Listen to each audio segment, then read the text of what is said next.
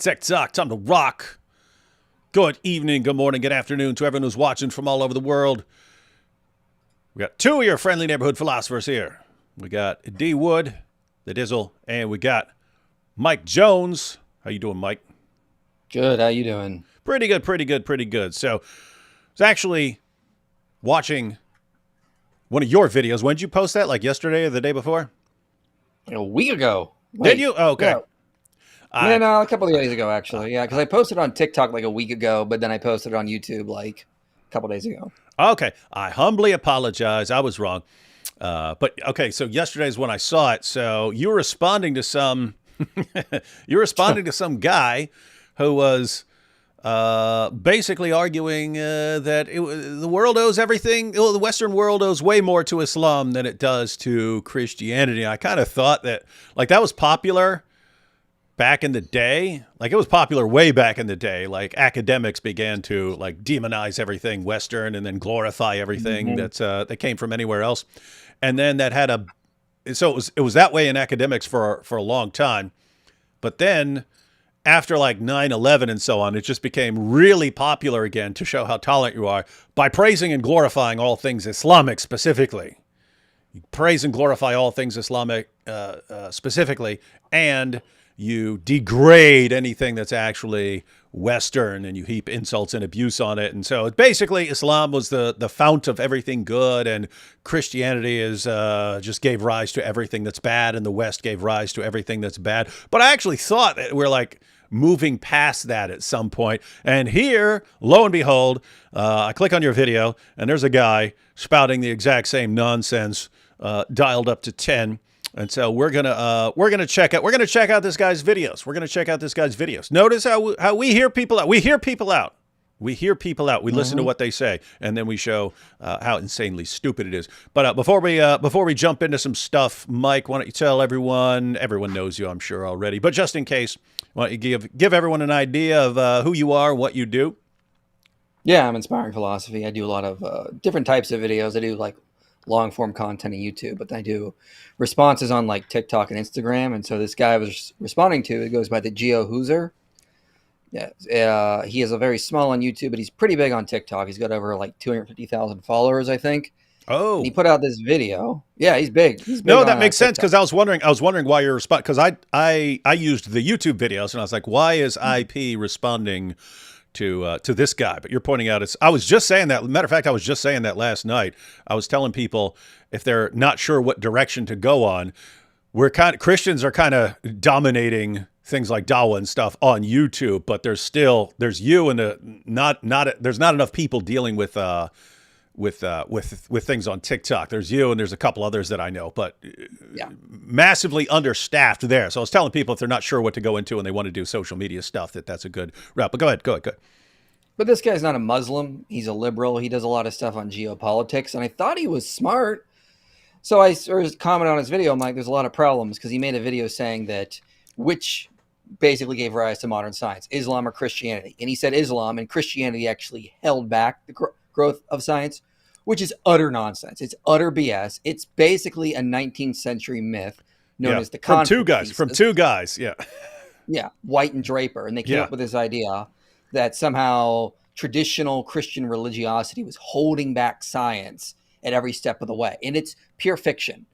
And yet people still believe it to this day, even though the consensus of historians that write on the history of science just completely reject the conflict thesis. Well, the Geo Hooser decided he was going to, basically push the conflict thesis. So he said he was willing to learn in YouTube comments. And I said, great, I'll post a reply. I'll show you the problems here. And then he replied and basically just shot himself in the foot. He tried to say these historians I cited were wrong because he found a blog online from non-credible experts. He cited someone like Toby E. Huff at one point. I've read Huff's book. Huff agrees with me, yet the Geo Hooser is citing Huff as if Huff agrees with him. So he just pushed utter nonsense. I would say this disclaimer up front. Yes, Islam did contribute to the growth of science. Yes, in the Middle Ages, there were times where the Arab world was ahead of Europe by many centuries. What happened though? This is actually one of the main theses of Toby E. Huff's book, because he notes these two things. The Arabs were far ahead of us, and the Islamic worldview was giving rise to Arabic science. What happened? Because after this, we see the decline of Arabic science. The Islamic science just declines, becomes basically non-existent over a couple hundred years. And then Europe takes off, passes them up, and gives rise to modern science. So historians are trying to figure out, if the Arabs were so far ahead, why didn't Islam give rise to science? Why did Christian Europe give rise to modern science?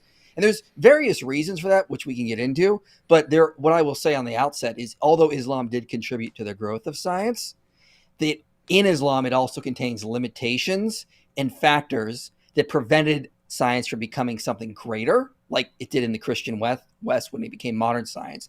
And there are aspects that Toby E. Huff and Edward Grant talk about that are in Islam that caused it to decline and not become something beyond a religious Islamic understanding of science. It never could become its own institution. It could never become modern science as we know it. So Islam did contribute to science, but also within Islam, there are limitations and problems that led to its decline within the Arab world. Yeah. You had contributions in Islam in the area of science and philosophy while we're at it. What would happen was Muslims would conquer an area, and then they would all of a sudden gain access to a variety of books, and then the Muslims who were interested in that sort of thing would have to go to the caliph and say, hey, we'd like to look into these things to see if they can benefit Islam. And so you'd have a flourishing for a while of philosophy. So they had philosophers for a while who were still, if you study the history of philosophy, you'll study people like Averroes and Avicenna and so on. So these things would take off for a while. And it's the same thing with science. It's in the realm, usually in the realm of like medicine and engineering and so on. These were the relevant areas because these gave practical benefits to the Muslim community. And various cultures around the world have always had scientific developments in that sense, right? Like someone invents the wheel, someone invents various things that help make life easier. There were always advancements in mathematics. So like in India and China, in Greece, Egypt, the Middle East, so Babylon and so on, everyone's advancing in mathematics.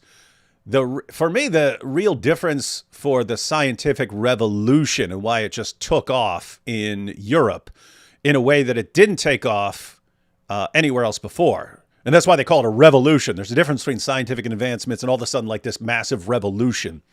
The revolution was one in terms of methodology. They actually clarified various methodologies for how to get closer and closer to the truth.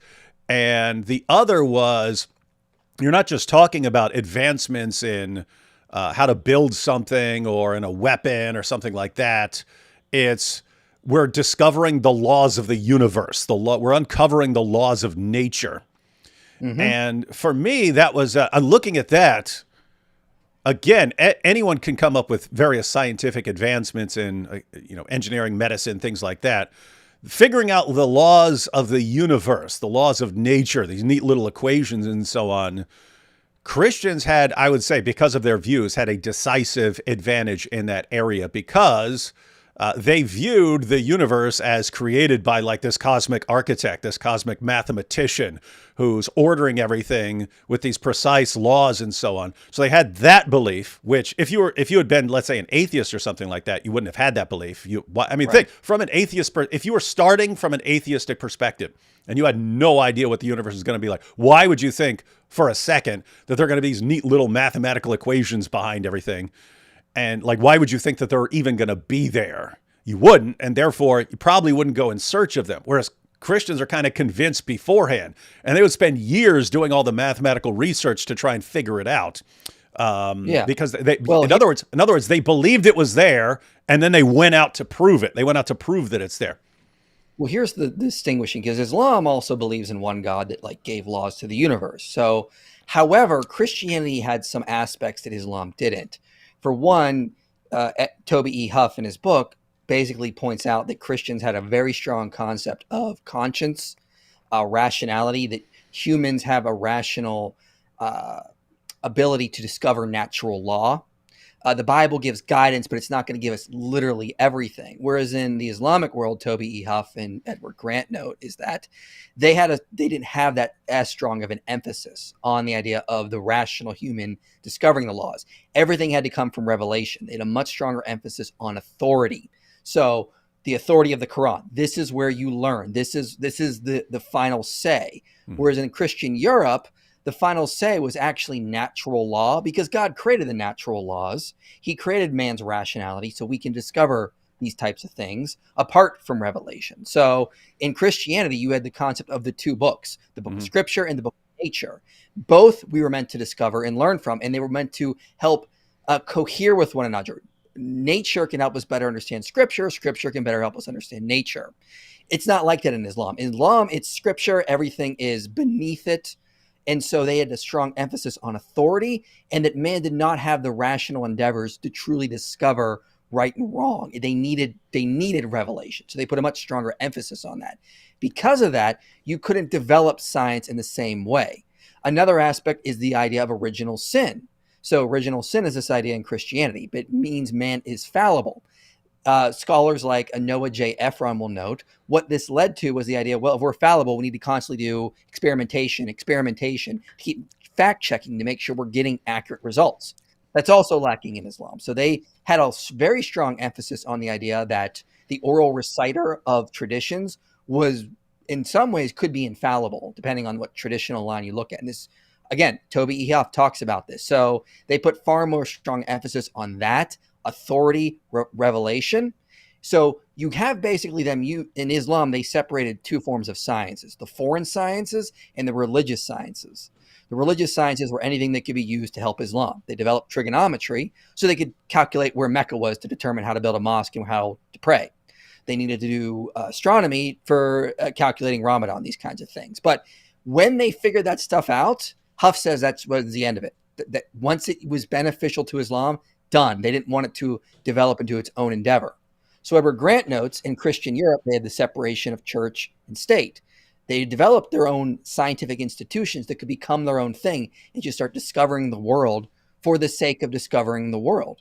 So there were various principles in Christianity that allowed modern science to become what it was. Islam helped with that, but it stagnated it because of principles in Islam. Christian Europe took over knowledge they got from the Greeks, from the Romans, and the Islamic world, and then they just boomed because the principles in Christian Europe allowed for this. So both contributed to science. Christianity went further. Yeah, the big three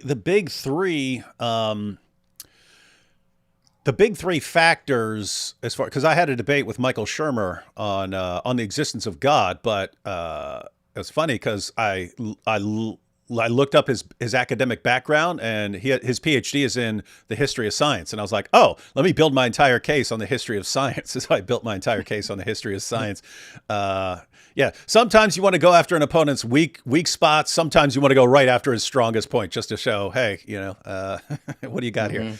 So anyway, the biggest three issues that I have, we've touched on two of them. So one, that Christians believed in this sort of divine architect and so on, this divine mathematician.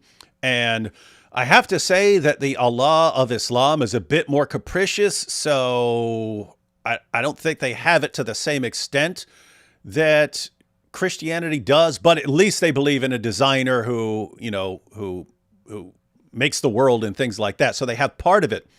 But as you're pointing out, there's a different view of what human beings are. And so in Christianity, we're created in the image of God, right? And, people, you can there are multiple interpretations of what that means, because the Bible doesn't say exactly what that means, but it has something to do with our cognitive faculties and our abilities and so on. And so by the time you get to a flourishing Christianity, by the time you get to the period where science is about to take off, they view themselves as, it's like we're created for this kind of thing. We're created to figure things out. We're created to somehow connect with God's ideas and so on.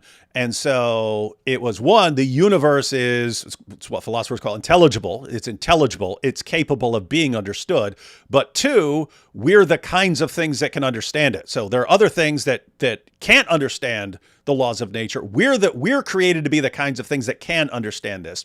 And since the laws are out there, we're the kinds of things that are created to go out and be able to do it.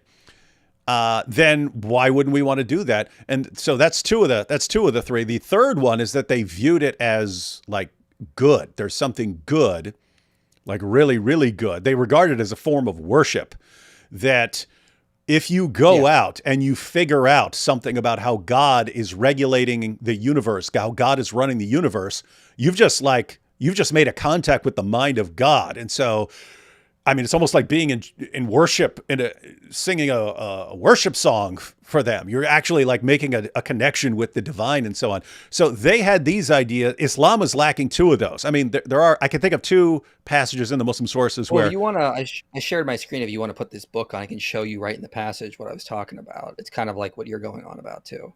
Let's see. There we go. This is Toby E. Huff's book. Yeah. So you can see here he says Christian philosophy and theology in the 12th and 13th centuries unequivocally declared man to be the possessor of reason. In this capacity, enabled him to decipher the most mysterious puzzles of God's creation. It also enabled man to decipher the mysteries of the divine word itself, unaided by revelation, without the need for prevarication. This outlook stands in contrast to Islamic thinking of the time.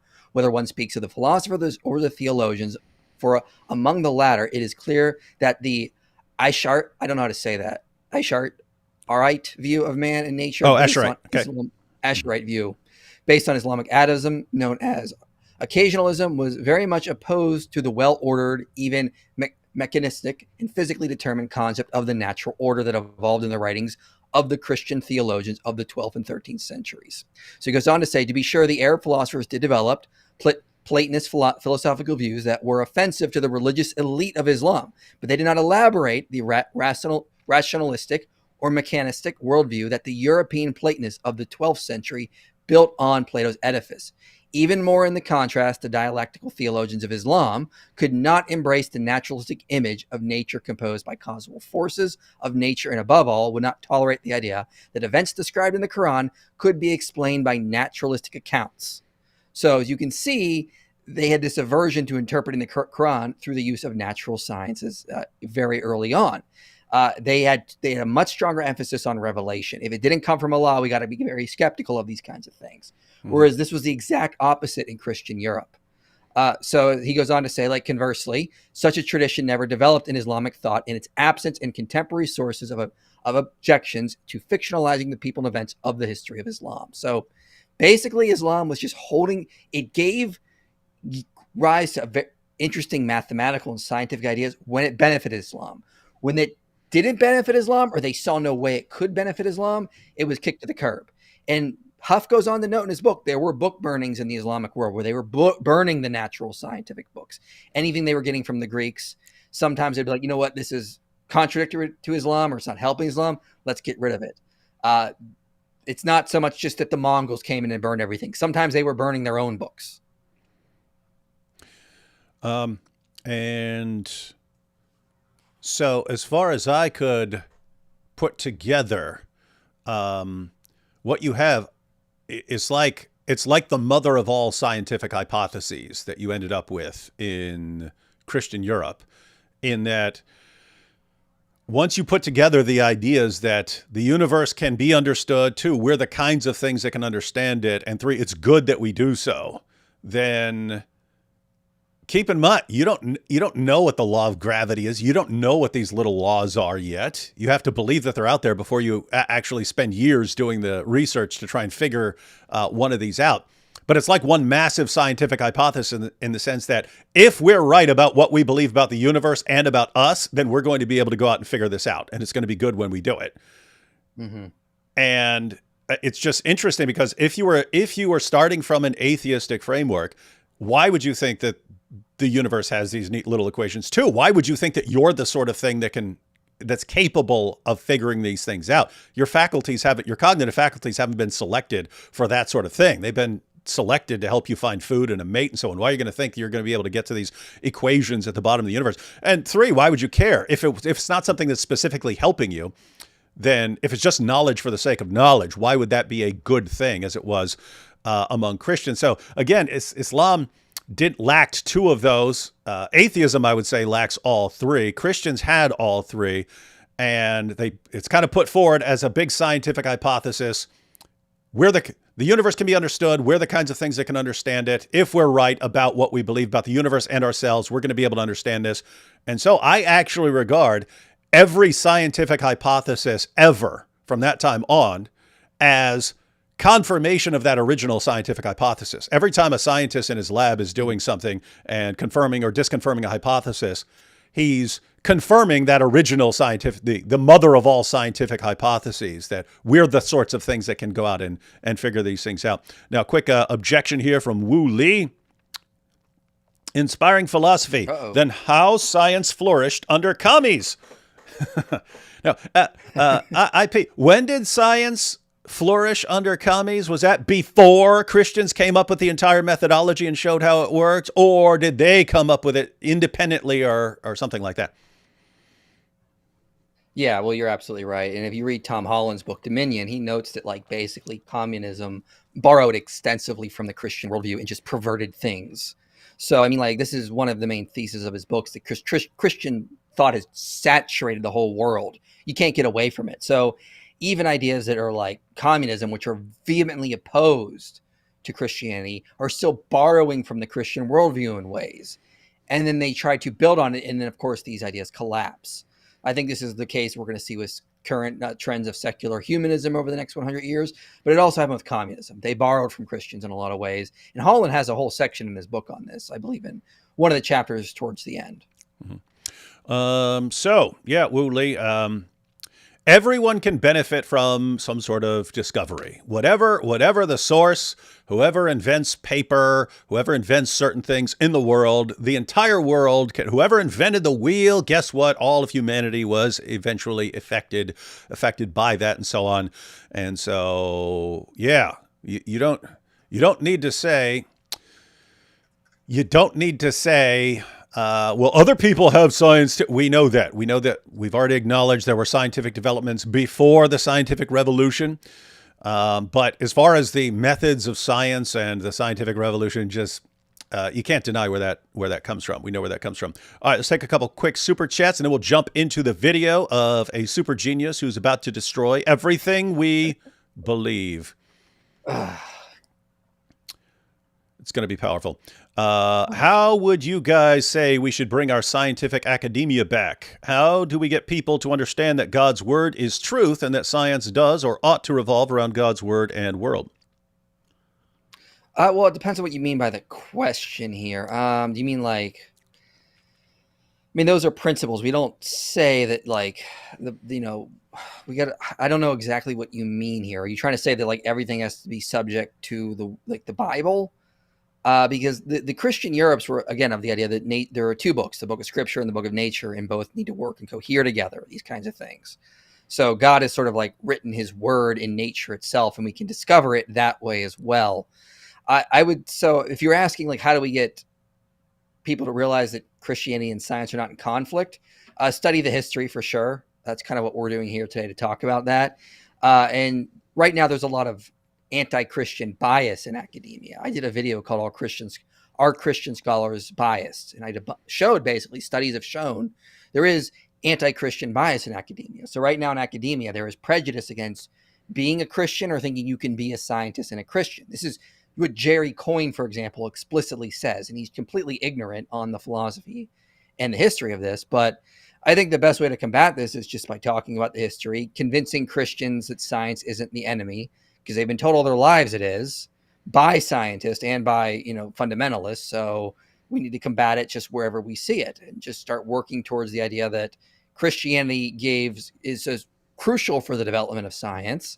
So if we move further away from a Christian worldview, we're not going to, I honestly think we won't see the same level of commitment to natural law, systematic ordered universe, that the world that we can discover is rational. And we see this in coming out of things like postmodernism, or people with like in the woke crowd saying that 2 + 2 can equal 5, for example, or, you know, like the whole gender issue. I mean, it's clear denial of science in a lot of ways. So I'd say we need to stick to basically Christian principles all around. Okay, get rid of the Christian fundamentalism, which is also hurting science, and the extreme anti-theism, which is in woke nonsense that is also hurting science. So we need to find a good middle, and that would be, I'd say, a rational, intellectual Christian approach. Yeah, it's interesting in that, after the scientific revolution, I mean, people thought of like Christianity and, and science as really good buddies until White and Draper came along. They we need to do shows specifically on them and how they just like massacred the history of science. But they're writing to people who hadn't read these sources and so on. They're like just I mean, horrible, like the worst of the worst quote mining, to where you'll quote someone and make it say the exact opposite of what the person was actually saying. But the people your audience, they're not familiar with what Augustine said over here, so they rolled with that. But it actually became so influential that Christians bought into it. Like, oh, we do have this great conflict. Yeah, so guys, I'd say maybe get back to the ideas that gave rise to the scientific revolution, that, hey, this universe was made by God. And two, we are created in the image of God. We are the kinds of things that are made for this sort of thing. And it's good that we understand it. You're learning about how God runs the universe, and that's cool to do. So yeah, I would say get back to that mindset. It's cooler. There's a recent book came out a few years ago called Of Popes and Unicorns by David Ungariano and David Hutchins. And it's basically just showing how Draper and White were really wrong. And it's written for like a layman audience. So recommend that book. Yeah. Any of you know how I can evangelize when I deal with social anxiety? I stutter often in confrontations and debates, and my mind struggles to keep up. Yeah, just focus on, you can actually like try to deal with that, or you can work around that, do social media. Make videos, things like that. Then you don't have the anxiety of being in that situation. Practice makes perfect. Start by talking with people online. When you're behind a screen, it will help you to think of things to say. Then you can maybe go into like a TikTok live, Instagram live, talk to people there. And that's another way. So just start working your way towards it. Practice makes perfect. Matt Silva says, hello, guys. I got a question to D. Wood, the great Islamophobe. D. Wood, where's Gay P? Police be upon him. He's probably twirling that red boa he has. IP, you rebut many... Good question here. IP, you rebut many TikTokers. Why not Mike Winger? Ooh, hypocrite. Because he's not worth my time. There we go. I got more important things to do. There we go. Not even worth the time. Not even worth the time. Thank you for inspiring me to refute Islam on TikTok. Shameless plug. Hey, there you have it, ladies and gentlemen. At Worthy is the Lamb 777. You saw it here, folks. Jot that down. At Worthy is the Lamb 777. I hope you're posting good stuff and that I didn't just embarrass myself by sharing that channel. But everyone go check that out. And if you go check it out, let me know in the comments what you think later on. Because I was just saying we need more people on TikTok, so that is absolutely true. All right, we got some more super chats, but I want to jump into this video. Right before we get started, I did want to where did I put those? Oh, here we go. I wanted to, along the lines of what you were saying, I wanted to give the Islamic attitude towards science. This one comes from one of Muhammad's companions. See this? This is in Sahih al-Bukhari. It's one of the chapter headings. So notice the chapter heading about the stars. This is Muhammad's companion, Abu Qatada. Abu Qatada mentioning Allah's statement, and indeed we have adorned the nearest heaven with lamps. Surah 67:5. So according to the Quran, stars, those are the lamps there. Stars are missiles that Allah uses to shoot demons, when they try to sneak into paradise, right? And there are other uses, according to Islam. There are to guide travelers and just for beauty. And that's, that's okay. But check out what Abu Qatada says. So he mentions, and indeed we have adorned the nearest heaven with lamps, 67:5. And he said, the creation of these stars is for three purposes. And they are, 1, as decoration of the nearest heaven. 2, as missiles to hit the devils. And 3, as signs to guide travelers. So, and here you go. Here's the attitude towards science. So, if anybody tries to find a different interpretation, he is mistaken and just wastes his efforts and troubles himself with what is beyond his limited knowledge. So this is exactly what we were saying. This is exactly what IP was saying. Allah has told you why he made stars. That's in the Quran. If you try to figure out some other explanation for what stars are, if you try to figure out anything else about stars, you're wasting your time. It's a waste of time. You can't do it. Why? You're not the sort of thing that's going to be able to figure this out. You only know anything because Allah is revealing it to you through his books. That's the only way you're ever going to know anything. So give it up. Don't even go out and try. And so that's early on. That's one of Muhammad's companions. Just quote one more to give you an example from later Islamic scholars. So this is Tafsir Jalalain, so one of the most popular commentaries of all time. These are the two Jalals. This is the commentary on 8820, where Allah spreads out the earth flat. And so the commentary on 8820. And the earth, how it was laid out flat, that's the Quran quotation. Have you not considered and the earth, how it was laid out flat? And thus infer from this the power of God, exalted be he, and his oneness, the commencing with blah, blah, blah. There's a part about camels, blah, blah, blah, blah, blah. And here we go in the middle. As for his words, sutihat, laid out flat, this on a literal reading suggests that the earth is flat, which is the opinion of most of the scholars of the revealed law, and not a sphere, as astronomers have it, even if this latter does not contradict any pillars of the law. So look at what's going on here. It's the experts in the Quran know that the earth is flat because of the Quran. The astronomers think it's a sphere, and so they just don't know what they're talking about. Although, he does clarify, this doesn't contradict any pillars of the law. So it's not like you're committing adultery or something like that by believing that the earth is a sphere. But, I mean, just notice what's going on here. It's the conflict is between the experts on the Quran and the scientists, the astronomers.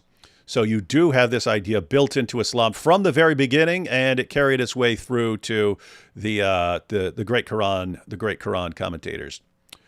Yeah, right. And the interesting thing about that is, like, yeah, that's what Toby E. Huff is talking about in his book, The Rise of Early Modern Science, is that you have these authority figures, the Quran, the commentators on it, the tafsirs, the hadiths.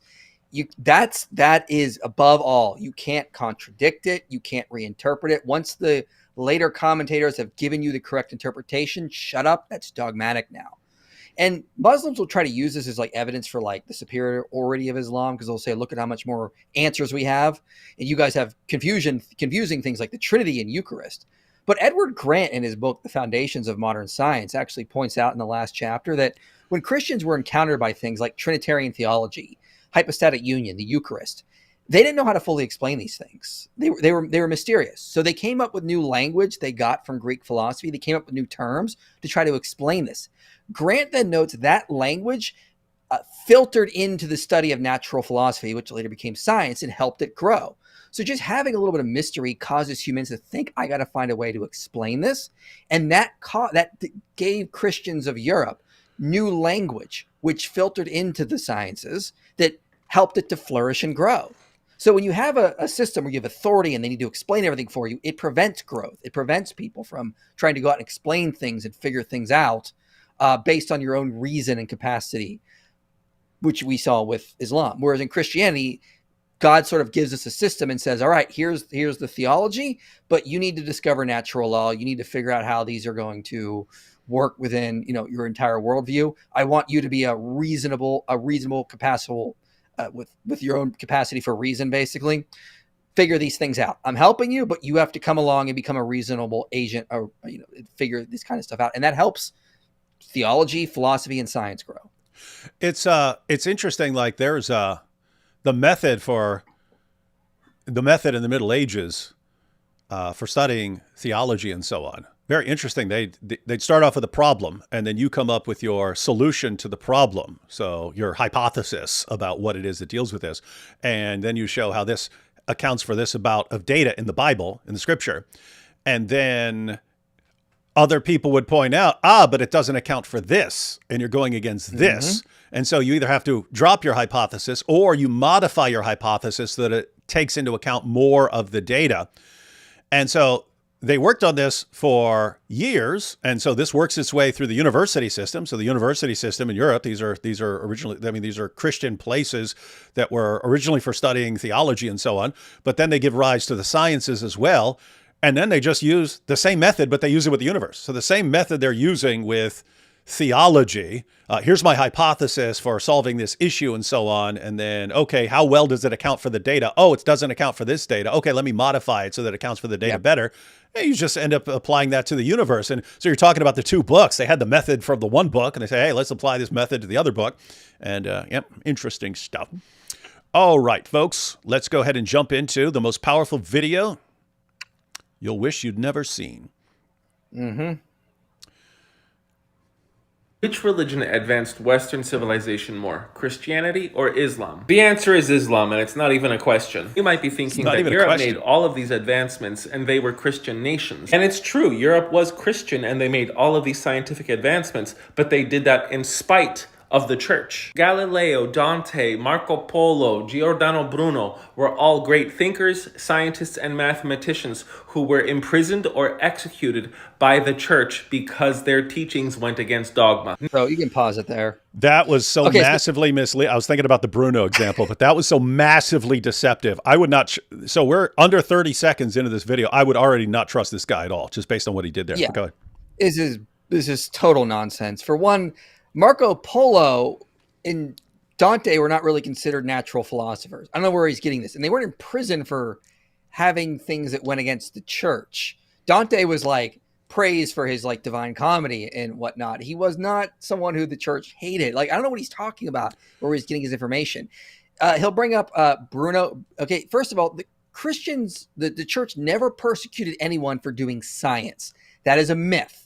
That never happened. Bruno was executed for theological views. He joined a specific Catholic order, which said you have to believe X, Y, and Z. He didn't believe X, Y, and Z, so they executed him. Now, I don't agree he should have been executed. That was wrong. Could have been excommunicated, kicked out. So they went too far there, obviously. But he wasn't persecuted for practicing science. He wasn't really even a scientist. Some historians basically describe him as like a mystic. He was kind of like the Deepak Chopra of his day in many ways. He scolded Copernicus for relying too much on measurement and not on intuition. So this was not like some great scientist discovering things. He was having his own metaphysical ideas. He brought up Galileo. One second. I just wanted to comment on Bruno, because this is what I'm just saying is massively deceptive. Bruno was a Dominican friar and became a pantheist, rejected the Trinity, rejected the deity of Christ, the incarnation, all this stuff, and was executed. So you and I be on the same page. Shouldn't have been executed. Why? Well, the harshest punishment that the church could give, according to the New Testament, was excommunication. Okay, if you don't want to follow this, the door is over there. So that's what should have been done. So we can say, hey, they shouldn't have executed this guy. But it's important to understand why he was executed. He was executed for being a heretic, not for science. This guy just made it sound like he was punished for science. But just keep in mind, since this guy's praising Islam, saying Islam doesn't have these issues. If you're talking about people being executed for heresy, dude, I'll ask you now in advance before we even go into Geo Husar. Do you want to go down that road? So if I pulled up examples of people being executed under Islam for heresy, not for science, for heresy, for heretical views, then you'd say Islam got the same problem, right? Because you just made it sound like these guys were punished for science and that Islam's not punishing people for science, when actually this guy's executed for heresy. And I can give you endless examples of that happening in Islam. So what's going on here? I'd be interested in finding out. All right, back to Galileo. You were about to go into Galileo. Yeah, there's a lot of misconceptions about him. He wasn't persecuted for doing science. He published a book where he basically taught his Copernican model as basically a fact. In the day, it would be called a theory. They define theory a little differently than we did. And that was a problem because people don't realize that at the time, the science was on the church's side. Copernicus said the planets went around the sun in perfect circles. There's no physics today that could describe how that is possible. When we developed models from the work of Newton and Kepler, elliptical models, the church accepted it with ease because it's like, oh, that's how the physics works. In Galileo's day, The physics was on the church's side because they looked at the Copernican model and said, this is crap. Planets can't just move around an object in perfect circles. So the science was actually against Galileo in that day, not on his side. One quick pause too, because everyone's so familiar with the idea now that we're going around the sun that they don't realize how insane that sounds until you've done the research and you can figure out things like how inertia and momentum and all these things work. And when you don't understand the laws, it sounds insane, right? It sounds insane. So one, that, close to the equator, we're spinning at about 1,000 miles an hour. I mean, think about this. We're spinning. Someone comes along and you have no idea what's going on. And someone says, hey, do you know you're spinning at 1,000 miles an hour right now? What? What are you talking about? Are you insane? Oh yeah. And you're flying through space right now. If you don't understand how that can work and you can still feel like you're still right now, that sounds insane. That would be along the lines, ladies and gentlemen, if I came up to you and I said, hey, I got my new scientific theory. Did you know that the room that you're in is spinning at 1,000 miles an hour like a top right now? Yeah, it's just spinning like crazy. It's, you're going in crazy. You'd be like, what are you talking about? Are you an idiot? That's what these claims sounded like to lots of people. That's why there was just a lot of built-in resistance from everyone. It's like you just came out with something that sounds absolutely insane. We're spinning. We're moving at 1,000 miles an hour right now. I don't feel myself moving. What in the name of common sense are you talking about? What that means is you have to come up with an explanation for how this is going on. And that's what happened during the scientific revolution. They figured it out. They figured out how to explain it. Took some time, though. The only thing Copernicus got right was that the sun is the center of the solar system. His physics and how he described how the Earth and the planets would move around the sun was absolute crap. So the scientists or the natural philosophers of the day looked at this and went, no, this isn't going to work. You got to actually fix your physics here. And then again, as soon as Kepler and Newton came up with elliptical models, the church was like, all right, yeah, that works. That fits the astronomy. It fits the math. We're in. And people don't understand kind of the behind the scenes drama with Galileo. Galileo had the backing of the Jesuits. He had an entire order that had his back. Yeah. These guys are in conflict with the Dominicans at the time. And you have these guys sort of vying for authority and so on. And at the same time, the Catholic Church is dealing with the Protestant Reformation in other places and what's going on. And all of a sudden you got Galileo saying, hey, you Bible guys, don't be coming in here and trying to straighten me out. And so he's sounding a bit like a Protestant, even though he's a Catholic. He's sounding a little bit like, hey, I don't need you guys to be telling me what to think about Scripture. I don't need you priests telling me what to think about Scripture if it's something I can go out and study for myself. So you have that in the sense that his enemies, again, he has his buddies, but his enemies are going around saying, look what this guy's doing, man. Look what this guy's doing. So anyway, he earlier in his career, he signs a document saying, okay, I won't teach this stuff as fact and so on. He eventually goes to the Pope when one of his buddies, one of his longtime supporters becomes Pope. He goes in there, fails to mention that he had signed a document saying he wouldn't teach his stuff. Says, hey, do you mind if I put out my book on this? The Pope says, yeah, go for it. The Pope says, just include this one little idea here that you could be wrong about this. There could be an even better hypothesis that we haven't considered yet that could account for these things. Just include that there, that God might always have some explanation that we haven't even thought of. Include that, which Galileo did, but it's a dialogue. He puts it in the mouth of Simplicio, who's the idiot in the dialogue. So he puts the Pope, who supported him, he put his idea that he requested, hey, you want to put this, just put it out there that we may not have the full. By the way, the Pope was right. The Pope is right. There was more to the picture. There was more to the hypothesis that Galileo wasn't aware of. But the Pope says, hey, just put this little thing in there saying, hey, there may be more to the explanation than we're aware of, which he was right about. But he puts it in the mouth of the idiot. This gets back to the Pope. And then it comes out that he had signed a document saying he wouldn't teach this stuff as fact. And then the Pope said, I've been deceived. The Inquisition was all they were going to require after the investigation, they were going to require Galileo to say, I inadvertently forgot that I'd agreed not to do this. And so, oopsie, and that would have been it. That was the punishment. By this time, the Pope was really ticked off. And he's like, whoa, this guy just duped me to my face and called me an idiot. Yeah. And so, all right, no more Mr. Nice Guy. And they sentenced him to house arrest at his beautiful, beautiful house. So that was... And yeah.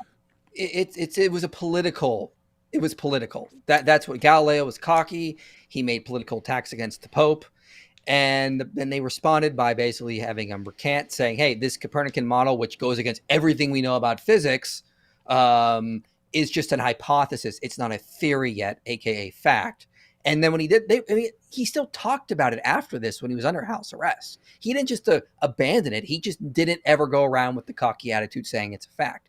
Galileo was not perfect. He contributed greatly to the development of science, but there's a lot more complexity going on in the Galileo affair people just don't know about.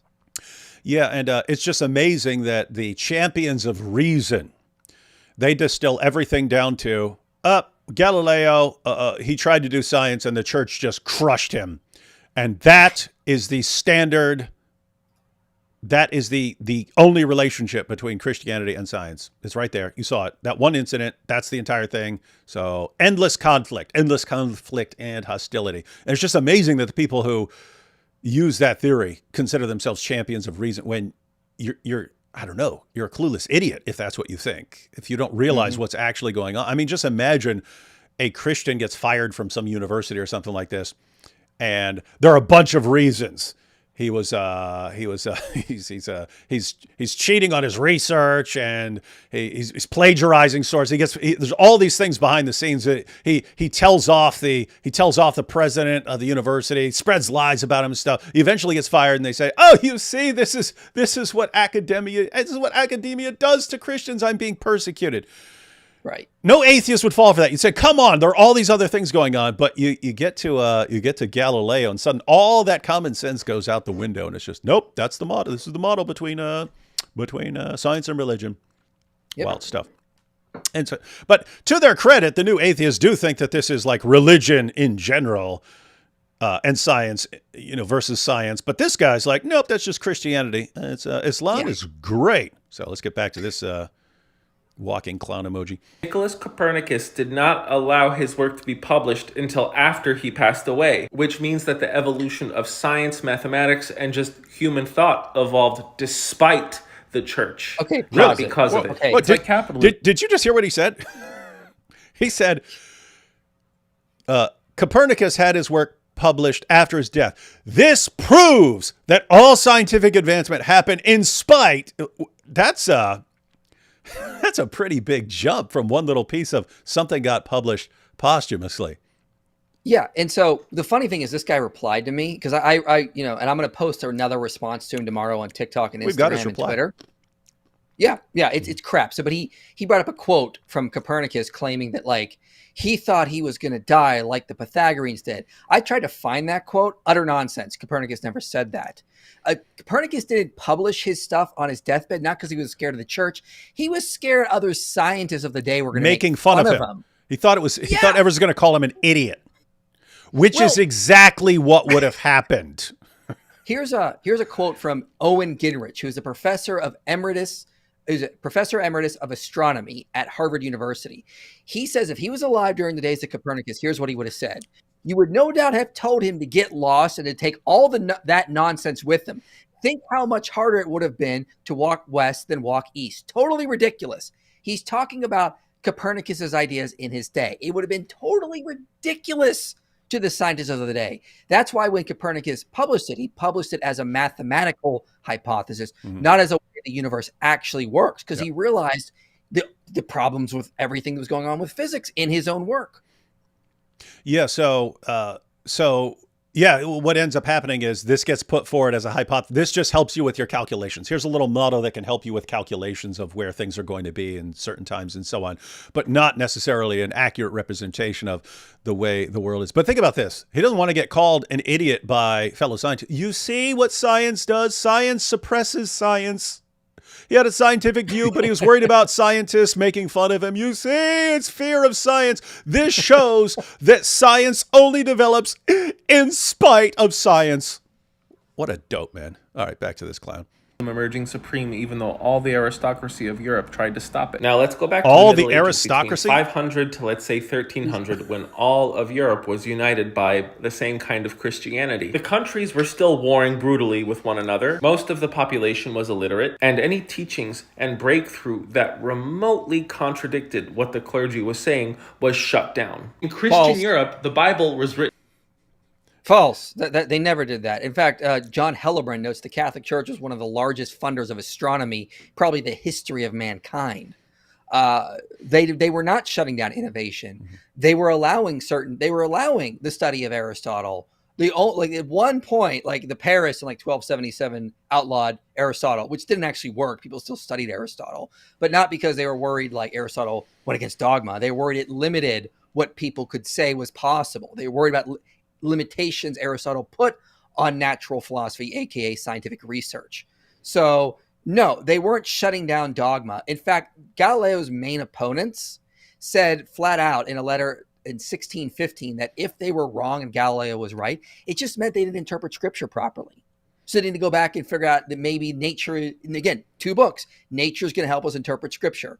They didn't dogmatically shut down this stuff. That's just, again, another myth of the conflict thesis.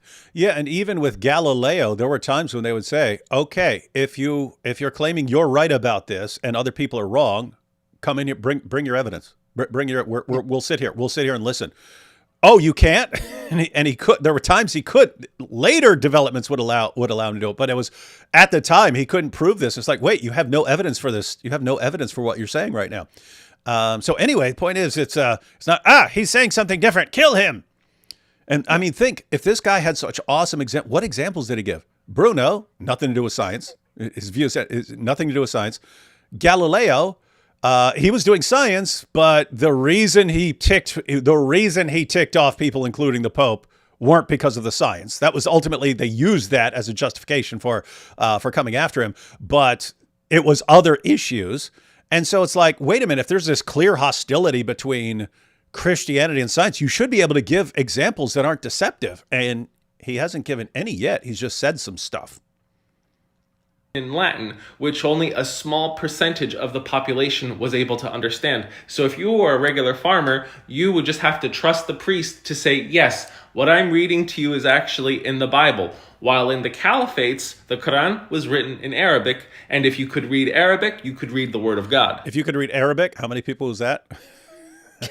How many people? Even the prophet supposedly couldn't read Arabic. The exact opposite was going on in the Muslim caliphates. While the Christianization of Europe just led to more war and barbarity, unity was actually taking place in the Middle East. And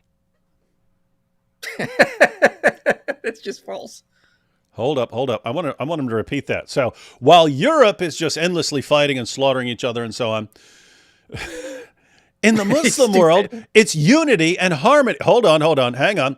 Fortunately, I have a friend who literally wrote the book on the history. Let's just hear this guy out one more time and make sure that's what he said. You could read the Word of God. And the exact opposite was going on in the Muslim caliphates. While the Christianization of Europe just led to more war and barbarity, unity was actually taking place in the Middle East and Northern Africa. The ancient cultures of Persia and Egypt merged with the center at Baghdad. The largest city in Christian Europe, if you do want to include the Byzantine Empire, was Constantinople, which had a population of about 400,000 people.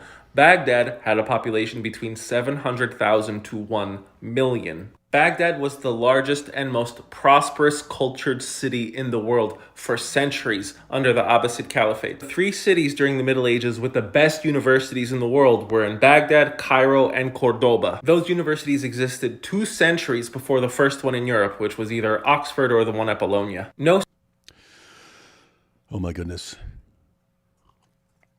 Yeah, literally every sentence this guy says has a problem with it. For one, the Muslim world did not have independent universities. They had religious schools, and everything had to be subject to the Islamic teachings and rules. They weren't the what are they called? The madrasas. They weren't teaching natural philosophies. They weren't teaching the sciences, only if it helped Islam in some certain way. So these were not independent universities, which was a purely Christian European invention. Independent universities with their own governing board. They could do what they wanted. They weren't beholden to like a sponsored state or something. They could operate fully functionally independent. That was an invention of Europe. So Christian Europe. So you had proto universities throughout the Islamic world, no doubt. Like the madrasas did teach a lot of religious stuff. They did teach some aspects of science if it benefited Islam. But again, Toby E. Huff just notes that they were not universities in the sense of the European, what the Europeans developed. It just is not there. This guy's making it sound like they had the best schools of all time, and they're doing all this great stuff and all this great science, and then Europeans came along and figured things out later.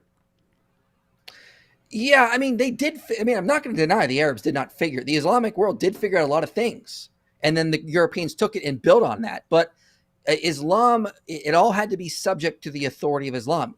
They couldn't allow science to develop into its own institution apart from Islam. And when they tried that, the people that did that were, basically persecuted as heretics. There were book burnings that Toby E. Huff documents in his book, The Rise of Early Modern Science. So they didn't let it ever become its own thing. So they made advances, and then Islam, when they figured out the authorities, they figured out the decisions on everything, the legal precedents, there was no more room for growth. So this is why we see a decline of science in the Arab world, starting like the 1300s, 1400s, 1500s, and Europe just shoots up because Christianity did not have those limitations on science. I just messaged Robert Spencer to see if he's would like to comment on the unity. This is so weird. It's like I mentioned that this was like I thought this was dying out. I thought hang on, here we go. Hang on. Let me get Robert in here. All right, get him in here. Let's see. Hang on, it's not letting me select my views. I do not understand this new setup here, man. Amateur hour. Every time I'm streaming with David Wood, hang on. Let me go back to. Okay, I can do it over here. I can't do it while. Okay. Hey, Robert. Hey, gentlemen. Good evening. Hey, how you doing? Never better. But I tell you, I've been watching all this time, and this guy's driving me crazy. Is he? Yeah. Can I give you a few little bits of information? Not only, David, did I write The History of Jihad, which I happen to have right here. There it is. The History of Jihad from Muhammad to ISIS. But 17 years ago, when you guys were in third grade, I wrote Religion of Peace, Why Christianity Is and Islam Isn't, which is a book you can still find out there. And I wanted to quote from Maimonides, the great 12th century Jewish philosopher who had quite a lot to do with the Islamic scientists of his day. And, you were talking about this, that the Muslim scientists did not have an idea that was cognate to the Christian idea that the universe was created according to consistent and observable laws. And this is the basis of all science. Without it, you can't do anything. And so Maimonides says this is what the Islamic philosophers thought. And I quote, "Human intellect does not perceive any reason why a body should be in a certain place instead of being in another.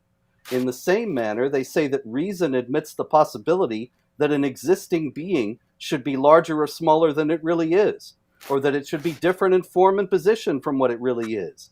That is, a man might have the height of a mountain, might have several heads, and fly in the air, or an elephant might be as small as an insect, or an insect as huge as an elephant. And this method of admitting possibilities is applied to the whole universe, because they're bound to do that because they understand Allah as absolute will. It's very simple that, in the Quran, chapter 91, verses 7 and 8, Allah says that he put into the soul both good and evil. Whereas in Christianity, we understand that God is good and created the world good, and evil is an absence or rejection of God. It's not something God put within us. And so this is a very crucial distinction, because if you understand that that God is good and created the universe, then the universe is also good, and you can understand or expect, as David was explaining earlier, expect consistency when you observe it. Whereas if Allah is absolute will and can be good or evil, and you cannot say anything really about him, because that would be chaining Allah's hand, as the Jews are accused of doing in chapter 5, verse 64, then you can't have any basis for science. It's all speculation based on what Allah is not bound to ever do. He might do something else tomorrow. Now, Robert, we just heard from a good friend who was talking about, hey, while Europeans were busy fighting each other, there was unity. There was unity in the Muslim world. Christians were fighting. Muslims had unity and peace. And this is why science really, really took off. And for the life of me, I can't think of which time period he's thinking of that's relevant to science, because they were fighting from the very beginning, weren't they? Yes. And he told us, didn't he, which time period he was talking about? He was talking about up through the 13th century. So I believe he said from the 5th to the 13th. So that only applies to from the 7th to the 13th when you're talking about Islam. But first you've got the rightly guided caliphates, the Khalifa Rashidun, and 3 of the 4 were murdered. 3 of the 4 original were murdered. 3 of the 4 original rightly guided caliphs. So all of them companions of Muhammad, and they're all murdered. Yeah, and not only was Ali murdered, the last one, but Aisha, Muhammad's favorite famous child bride, led a civil war against him and got Muawiyah ultimately to supplant him as caliph. Hold on. Massive civil war. Yeah. Wait. So you're telling us here, this guy's talking about what great unity there was. You're talking about the first generation of Muslims. And you said Aisha and Ali. So you're saying Aisha, whose title in Islam is the mother of the faithful, marched an army out against Ali, whose title in Islam is the commander of the faithful. So you're saying the mother of the faithful waged war against the commander of the faithful? And I'm guessing that thousands of Muslims, some of whom had on each side of this war had fought alongside Muhammad at the battles of Badr and Uhud and so on, and they're slaughtering each other over a disagreement? You are correct, sir. And it didn't end there, of course, because then after you have Muawiyah defeat Ali, then you've got Hussein, that is in the lineage of Ali, being defeated by what was the guy's name? What was his Muawiyah's son? I'm blanking on it. Uzayd. Anyway, he kills him at Karbala in 680, and that's the beginning of the Sunni Shiite split. Then you've got the Umayyad Caliphate, which kills all the Shiite leaders, all the Shiite imams, one after the other. And the Umayyad Caliphate is the lineage of Muawiyah that becomes a hereditary monarchy in Islam until it is violently overthrown in 750 by the Abbasids. And then you've got dissident Umayyads forming the Caliphate of Cordoba in Spain in the 10th century. You've got them being supplanted by the Almohads in the 11th century. You've got the Shiite Fatimid Caliphate around the same time in Egypt. You've got the Mughals in India, who never accepted any of the caliphates, and they're all fighting each other. So I don't know at what point he can't even identify at any point in his 600 or 700 year period that there was actually peace and unity in the Islamic world, if he really knew anything about it. Yeah, and this is it really seems like these people who absorb some idea from some college professor 20 some years ago, and it just kind of gives them a feeling of, this is what I feel must have been the case back then. Christians over here slaughtering each other, and Muslims over there living in peace and harmony until Christians taught them that they need to fight and stuff. And then it's just all fantasy. It's not based upon any study, any research, any facts at all. But as long as it makes you feel like you're the good one in the discussion, hey, I'm the good, tolerant one, not like all these other bigots and so on. You can't pry these people's views out of them, no matter how insane they are. It. Robert, there's actually a study that was done called The Influence of Religion on Interstate Armed Conflict, Government, Religious Preference, and First Use of Force by Davis Brown. He looked at 3 religions, Christianity, Islam, and Buddhism. Buddhism was non-significant. It didn't correlate with more war and conflict or less. Christianity was negatively. So if you're a Christian state, you're far more likely to engage in war. It's negatively correlated with war. Islam, to your surprise, in the study was positively associated with more war and conflict. So one was positively, that's Islam. Buddhism, non-significant. Christianity, negatively associated with war. What a surprise. But don't tell him that, because this guy has never heard of any of that. All right, let's get back to this video, because I think he's going to talk about Islam in Spain, I think. Let's see. Yeah. City on Earth today could compare to what Baghdad was. It would have been a combination of New York, Tokyo, and the Vatican. Another huge similarity between... And both you guys know, anytime you want to respond to something stupid this guy's saying, just tell me, stop, just yell stop or something. New York City and Baghdad was that they had a large Jewish population that actually lived in safety. While Christian Europe was massacring or force converting Jewish populations left and right, and the Byzantine Empire was doing it on a slightly less horrifying level, the Jewish population got to coexist with Christians, Muslims, and anyone of any other faith as long as they paid the jizya, the tax. The caliphates. I remember hearing... Okay, hold on. Robert, I remember hearing that specifically over and over again in like 2002. So in various, in college and online and so on. So how can anyone argue with that?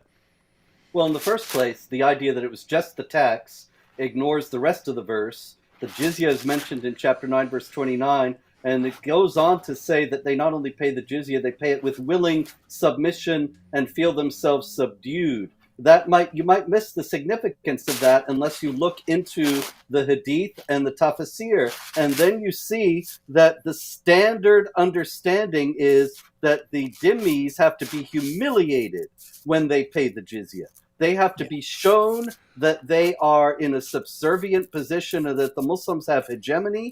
They are to be, there's some regulations say, some legal scholars say, strike them on the back of the neck when they pay the tax. Zamakshari in the 13th century actually said, spit in their mouths as they pay the tax. The whole idea is to show how degraded they are, that these are not people on your level who can just go about their business and everything's great, except that they just have to pay this little tax like everybody else. It's completely fictional. The Jews in the Islamic world were subject to, and the Christians as well, a superstructure of oppression, humiliation, and degradation. And the best indication of how that compares to the Christian world is the beginning of the 20th century. The beginning of the 20th century, before all the bloodshed and everything else we can argue about that. But in 1900, there were 18 million Jews in the world, 17 million were in Europe, and 1 million were in the Islamic world. There's a reason for that. They were voting with their feet. Indeed. But I want to verify what Robert is saying. So this guy says, hey, Christians and Jews lived fine. Right, someone's microphone is rubbing up against something because I can hear it scratching. That would be Robert's. Yeah, I muted myself. It's not me. Oh, I'm sorry. I got this cast, and I hit it against the desk. Okay.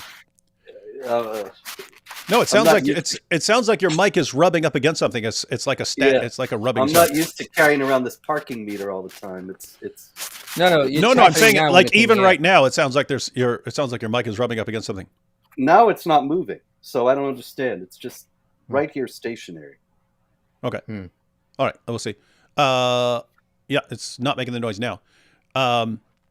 Let's just check on, because this guy says, hey, Christians and Jews are fine as long as they pay the jizya, and he just passes by that like that's nothing terribly significant. So here's 929. So it's a command to fight those who believe not in God nor the last day, nor hold that forbidden which hath been forbidden by God and his apostle, nor acknowledge the religion of truth, even if they are of the people of the book, so that's Jews and Christians, until they pay the jizya with willing submission and feel themselves subdued. So pay the jizya with willing submission and feel themselves subdued. Now let's just check out Ibn Kathir commenting on what jizya is. Paying jizya is a sign of kufr, unbelief, and disgrace. Allah said, until they pay the jizya, if they do not choose to embrace Islam, with willing submission, in defeat and subservience, and feel themselves subdued, disgraced, humiliated, and belittled. We are to be disgraced, humiliated, and belittled. Therefore, Muslims are not allowed to honor the people of the Dhimma, or that's us, or elevate, that's people who pay the jizya, or elevate them above Muslims, for they are miserable, disgraced, and humiliated. Muslim, so that's Sahih Muslim, recorded from Abu Huraira that the Prophet said, do not initiate the salam, so greeting of peace, to the Jews and Christians. And if you meet any of them on a road, force them to the narrowest alley. So this is what this guy just sort of brushed aside and said, hey, as long as you are doing this, as long as you're in a state of defeat, subservience, as long as you've been disgraced, humiliated, belittled, and you accept your status as a second-class citizen who is constantly being humiliated, and you're paying money to the Muslim community to acknowledge their superiority and your inferiority, hey, everything's fine. And guess what? From an Islamic perspective, yes, as long as they're keeping their mouths shut, not preaching, showing just showing that they regard you as inferior and paying you tribute money, yeah, leave them alone. Well, that's great. That's great. That's a wonderful world we all want to live in. All right, let's see a little more. See what this guy has to say. We're much more tolerant of diversity than any of their current peers. Muslims were much more tolerant of diversity than their current peers. Wow, wow, wow, wow, wow. And while Europe did have one unifying language, which was Latin, where the educated people could speak to one another through a lot of the countries, that was a luxury of the very few. But the entirety of the Muslim Caliphate was unified by one language, from Spain to Persia, which was Arabic. And yes, of course, all of these other countries had their own language, but they were unified by one common living language that was much more easily accessible. What? Persia don't speak Arabic. Yeah, I know. You had people who had memorized Quran verses and so on in Arabic, but had no clue what they're saying. That's the same thing as today. It's like that today. And the reason Latin was used, the reason Latin was used in Europe at the time was because as like Germanic tribes came in early on, they had their own languages. You have English, French, German developed. And a lot of the clergy are like, we still need to communicate with each other. So they just kept using Latin. It was a really good tool so that you could get something by the time of Galileo, publish something, and everyone across Europe could read it because they all had to learn Latin if they wanted to be like an educator. It's exactly like what he denies. He says that Arabic is this wonderful universal language in the Islamic world, whereas Latin was the language only of the elites in Europe. Actually, Arabic was the language of the elites in much of what we think of today as the Islamic world. In Persia, it still is. The Islamic scholars, of course, know Arabic, and you got to know Arabic to say your prayers. But otherwise, the people don't speak Arabic, nor do they in Pakistan, Afghanistan, many other countries that are majority Muslim. But also in areas that now speak Arabic, the native language was often violently suppressed. The Caliph al-Hakim in the early part of the 11th century actually forbade the use of the Coptic language in Egypt on pain of death. And it was even a mother to her child could not speak Coptic. If she was heard, she would be killed. And so this is how all the Egyptians speak Arabic today. And it's not just Egypt either.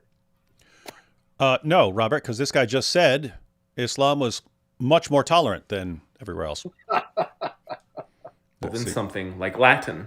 Fun fact, Charlemagne, the leader of the Frankish Empire, which was the largest empire that Europe saw during the Middle Ages, was actually friends with Harun al-Rashid, the leader of the Abbasid Caliphate. They never met, but they had a very healthy diplomatic relationship to the point of Harun al-Rashid sending him an elephant. But the greatest gift that Rashid gave Charlemagne by far was a water clock, which is something that the Europeans have never seen and won't for the next few centuries. And while Europe was going through its own caste system under feudalism, proto-capitalism was growing under the caliphates. And yes, it was the Crusades.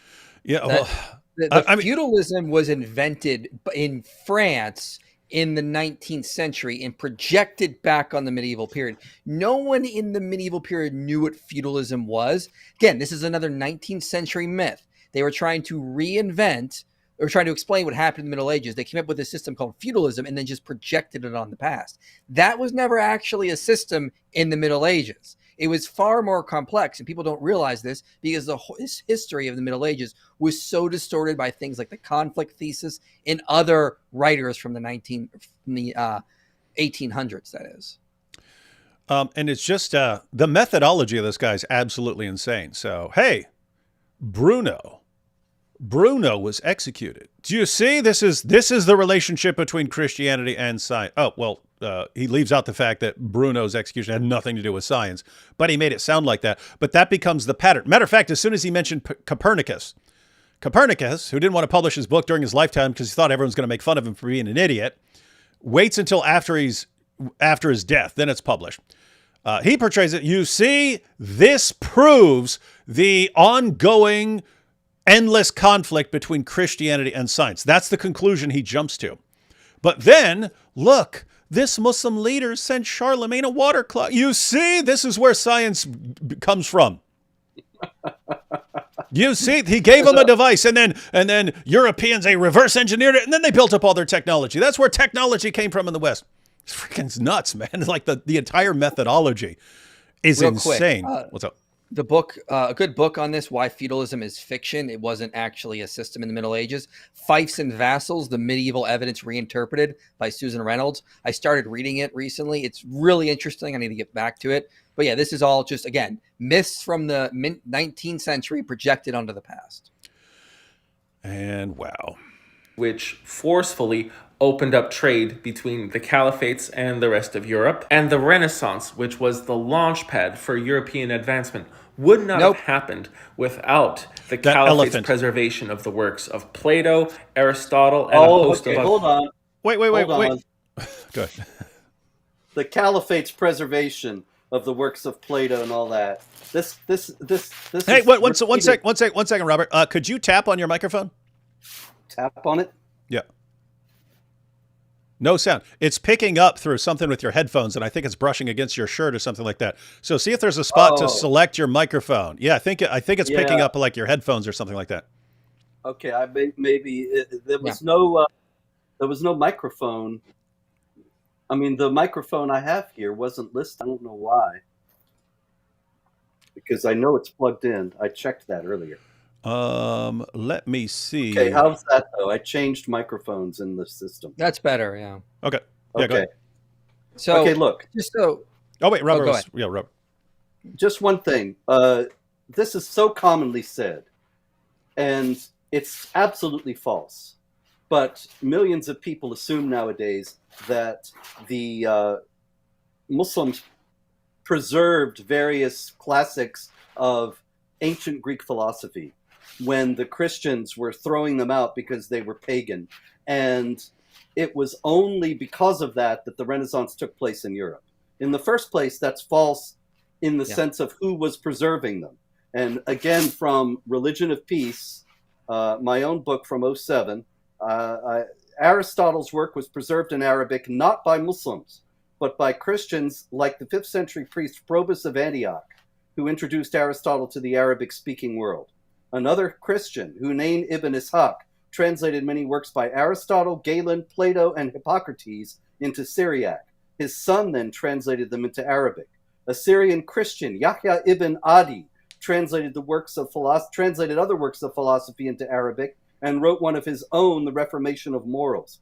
His student, another Christian named Abu Ali Isa ibn Zurra, translated Aristotle and others from Syriac into Arabic. The first Arabic language medical treatise was written by a Christian priest and translated into Arabic by a Jewish doctor in the year 683. The first hospital was founded in Baghdad, this guy's favorite city, during the Abbasid Caliphate, but not by a Muslim, by a Nestorian Christian. And so on and on and on. Not only that, but he speaks a little bit later about the fall of Constantinople and all the scholars going from Constantinople into Europe.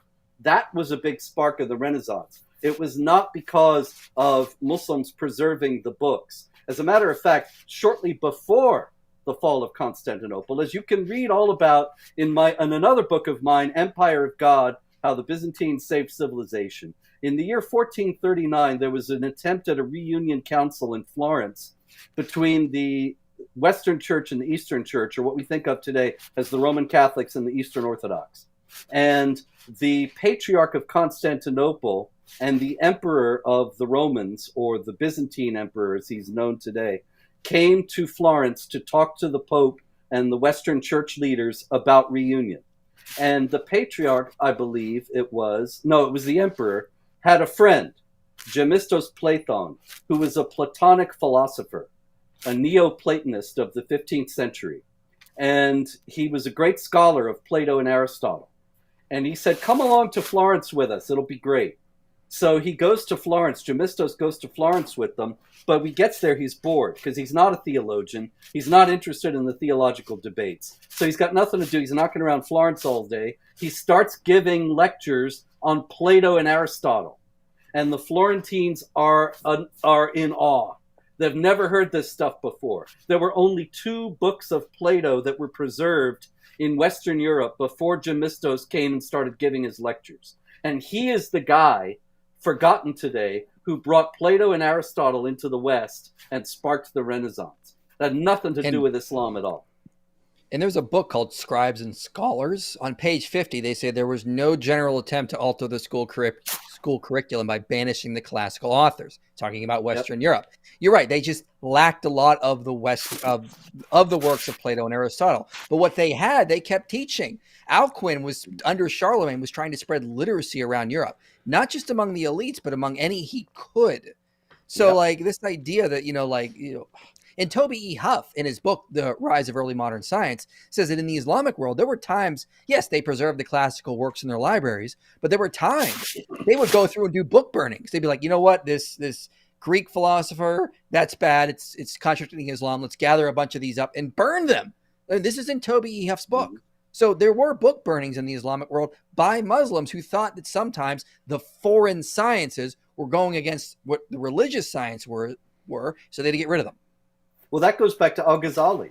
It's very important we mention Al-Ghazali in this. Al-Ghazali was a great philosopher in the late part of the 11th century and the beginning. He died in 1111, and he's considered one of the towering Islamic philosophers, but actually he's the killer of Islamic philosophy and of Islamic science. And he wrote a book called The Incoherence of the Philosophers, in which he attacks Avicenna and Averroes and all the rest of them as heretics. And he says that they are engaging in speculations that disagree with the Quran, therefore they are heretics and should be put to death. That's on the last page of his book. They should be put to death. And that was the death of Islamic philosophy. Philosophy and science at the beginnings are deeply intertwined, because you're assuming that, like we were saying before, that the world is created by a good God, a God who's consistent. And so you look out into the universe and see how he fashioned the world. If you don't have that, then you don't look out into the world and see any kind of order or coherence to it. But it was Al-Ghazali who said that was all heretical, who really paid to the idea of innovation in Islamic philosophy and science. And this guy doesn't even seem to be aware that he exists. He doesn't seem to know anything about Islam other than, like, he looked up, hey, were there some sort of schools before Christianity or before Christian universities or something like that? Seems to be the extent of his research. Anyway, let's see if he's got anything else. Greek and Roman thinkers. But all of that came to an end when the Mongol invasions took place and they destroyed all of the great cities, including Baghdad, which was decimated. All of the libraries were burnt down and tons of the books were thrown into the rivers, to the point where people said that the rivers ran black. It was the complete and total destruction wrought by the Mongolian Empire that... So it's not just Christians who are bad, it's Mongols. Apparently it's everyone who's not a Muslim. So Islam, great, everything else bad, and everyone else ruined it for the Muslim. Little side note. I mean, talking about resilience. I mean, the Jews get persecuted over and over and over again. People try to wipe them out over and over again, and they just keep thriving. They always find a way to thrive.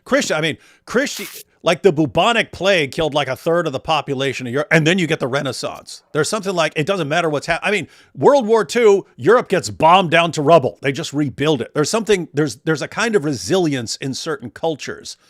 And yet in Islam, it'll be, no, but the reason we're so far behind is because what the Mongols did so long ago. But that's why, and think about what that Crusader did 1,000 years ago. That's why things suck right now. That's why we have all these problems. It's like anything that's ever happened to them in history means you just, it's all over. It's over. It's over. And the idea the Mongols burned those libraries is actually disputed. Some of the early sources don't mention it. It's only mentioned in later texts. So I'm not even sure if that's accurate. Let's see. Allowed the caliphates to be easily conquered by the small Ottoman Empire, which eventually grew to become the Muslim seat of power as we knew it. There are a lot of horrible things to be said about the Ottoman Empire. I would look up Janissaries because that's... Hey, I think this guy's like, it's only Arabs that are great. So Christians bad, Mongols bad, Ottomans bad, Turks bad, Arabs great, and the great source of everything that's ever happened. Something along those lines. Yeah, I did look up this Baghdad thing. Yes, the main libraries in Baghdad were still in use in the first half of the 14th century. So it doesn't seem they were just burned and destroyed by the Mongols. This seems to be a myth that was created later, but I want to look more into this.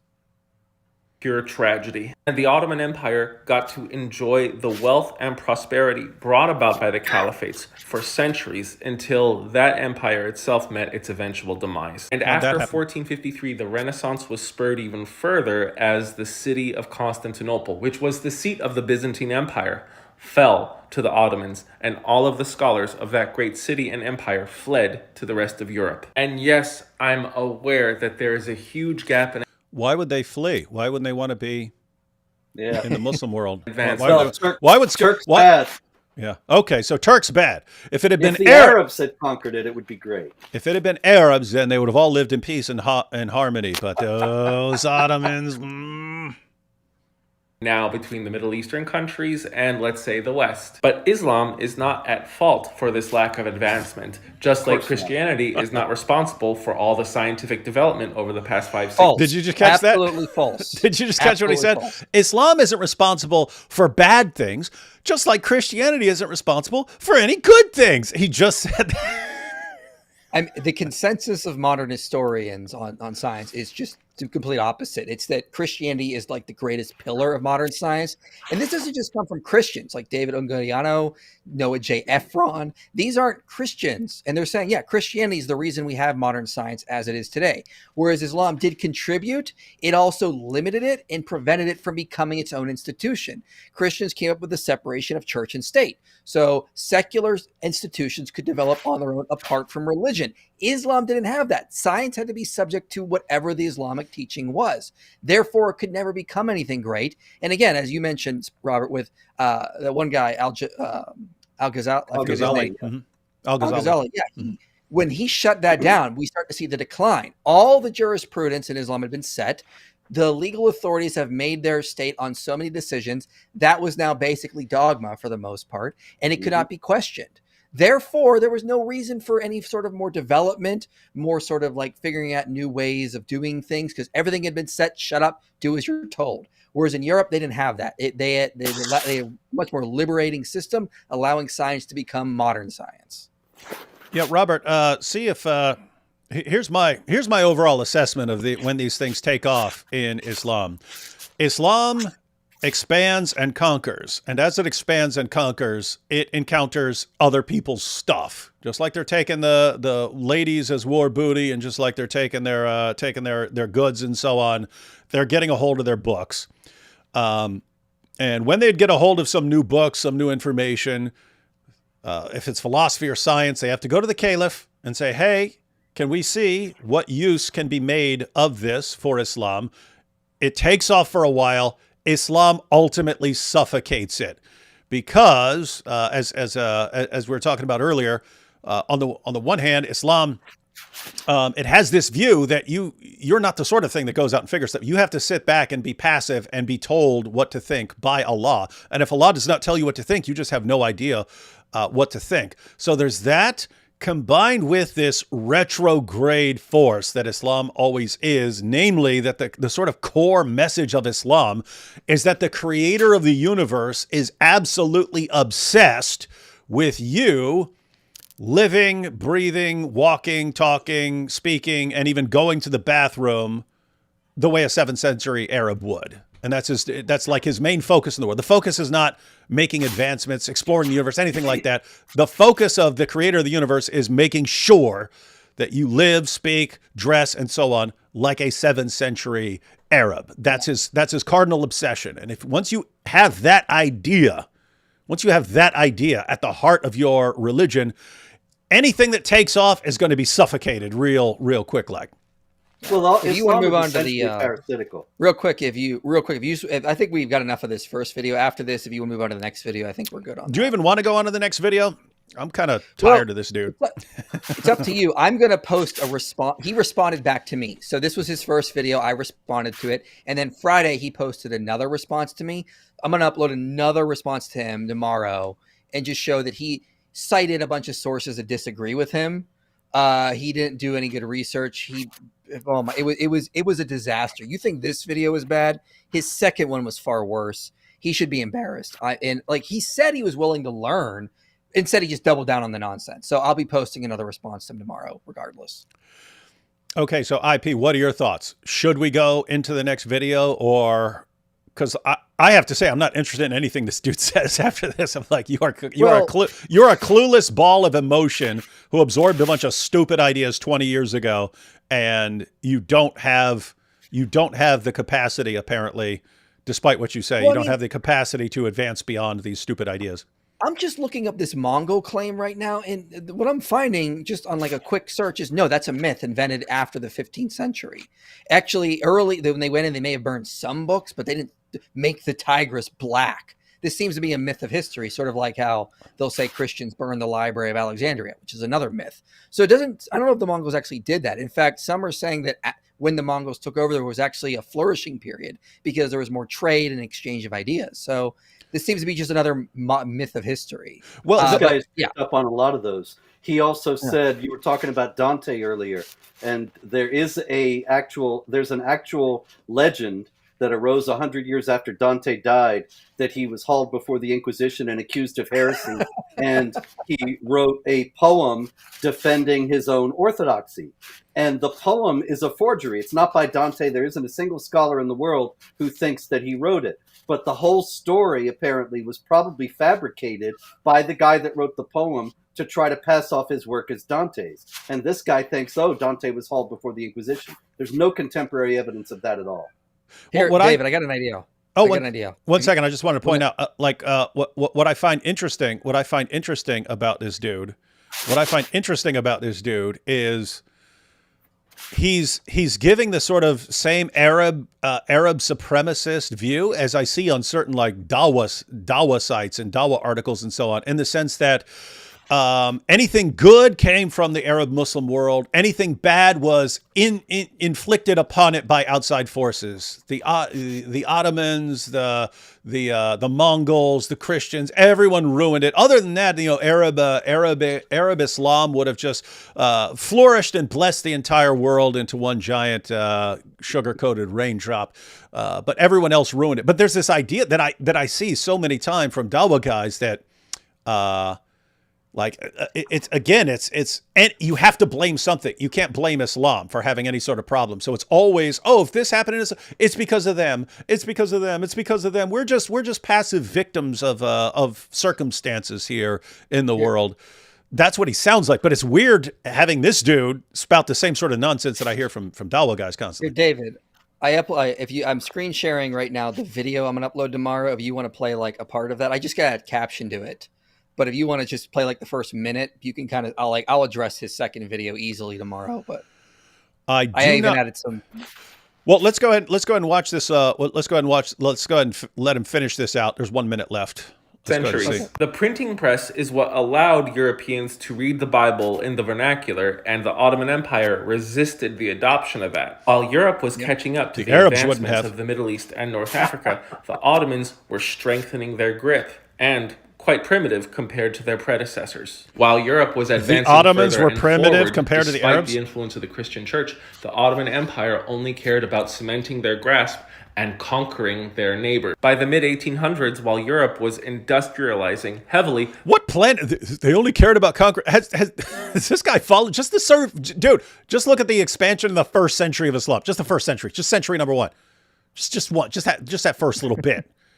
Talking about, oh no, it's the Ottomans. They were obsessed with... Oh my goodness, what a dope. The Ottoman Empire was still living like it was the 1600s. That allowed Europe to carve up the Middle East to do whatever they wanted with. And here we are. Now, the Westerners are thinking that they have always had this cultural superiority as they read Plato, Aristotle, and all of these other great thinkers from history, and they have no idea that the only reason why they can look upon these words is because the Arabs and the Muslim caliphates saved those works. My name is the Geo Hussar. No, I am not Muslim. I am not Christian. I am not Jewish. I have no horse in the race of Abrahamic religions. Oh, you don't? I just think that y'all should know that the Arabs and the Muslims in general brought us a lot of what we have today. Thanks for watching. You can see there I just think y'all should know. 250,000 followers. I just think y'all should. Well, that'd work on TikTok now. That works on TikTok. You have a giant. You have a bunch of 14-year-old people who don't know anything, have never studied anything. They don't know anything about history. This guy's telling them a bunch of stuff, and he's sounding confident.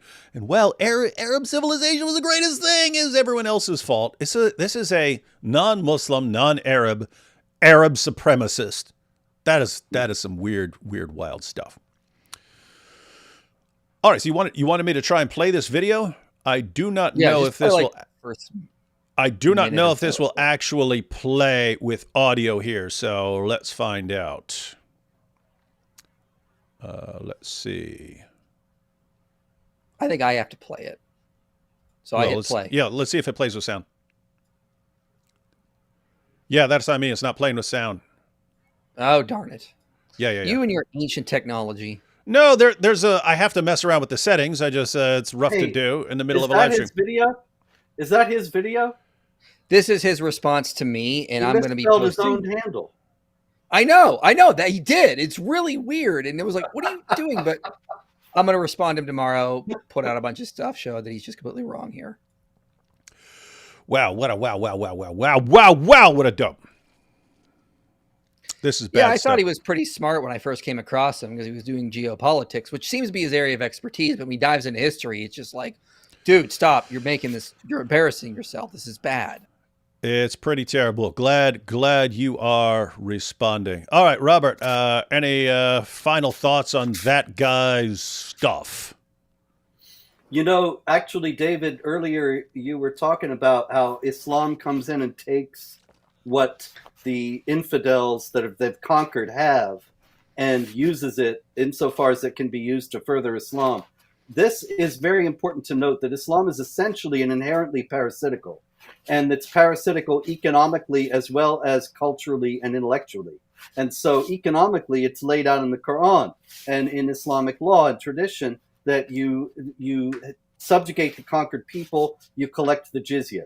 You can track the economic prosperity of the caliphates of the Ottoman empires as the last caliphate and even the earlier ones, that when the subject people were relatively prosperous, then they were paying a lot of jizya and the empire prospered. But as the subject people began to be bled dry and so completely subjugated and relegated to the lowest rung of society, they couldn't pay significant jizya. The empire went into decline. This is why the Ottoman Empire became the sick man of Europe. But it's the same thing intellectually, that they came in, they conquered the Byzantines, they conquered Constantinople, and they took the Greek philosophy.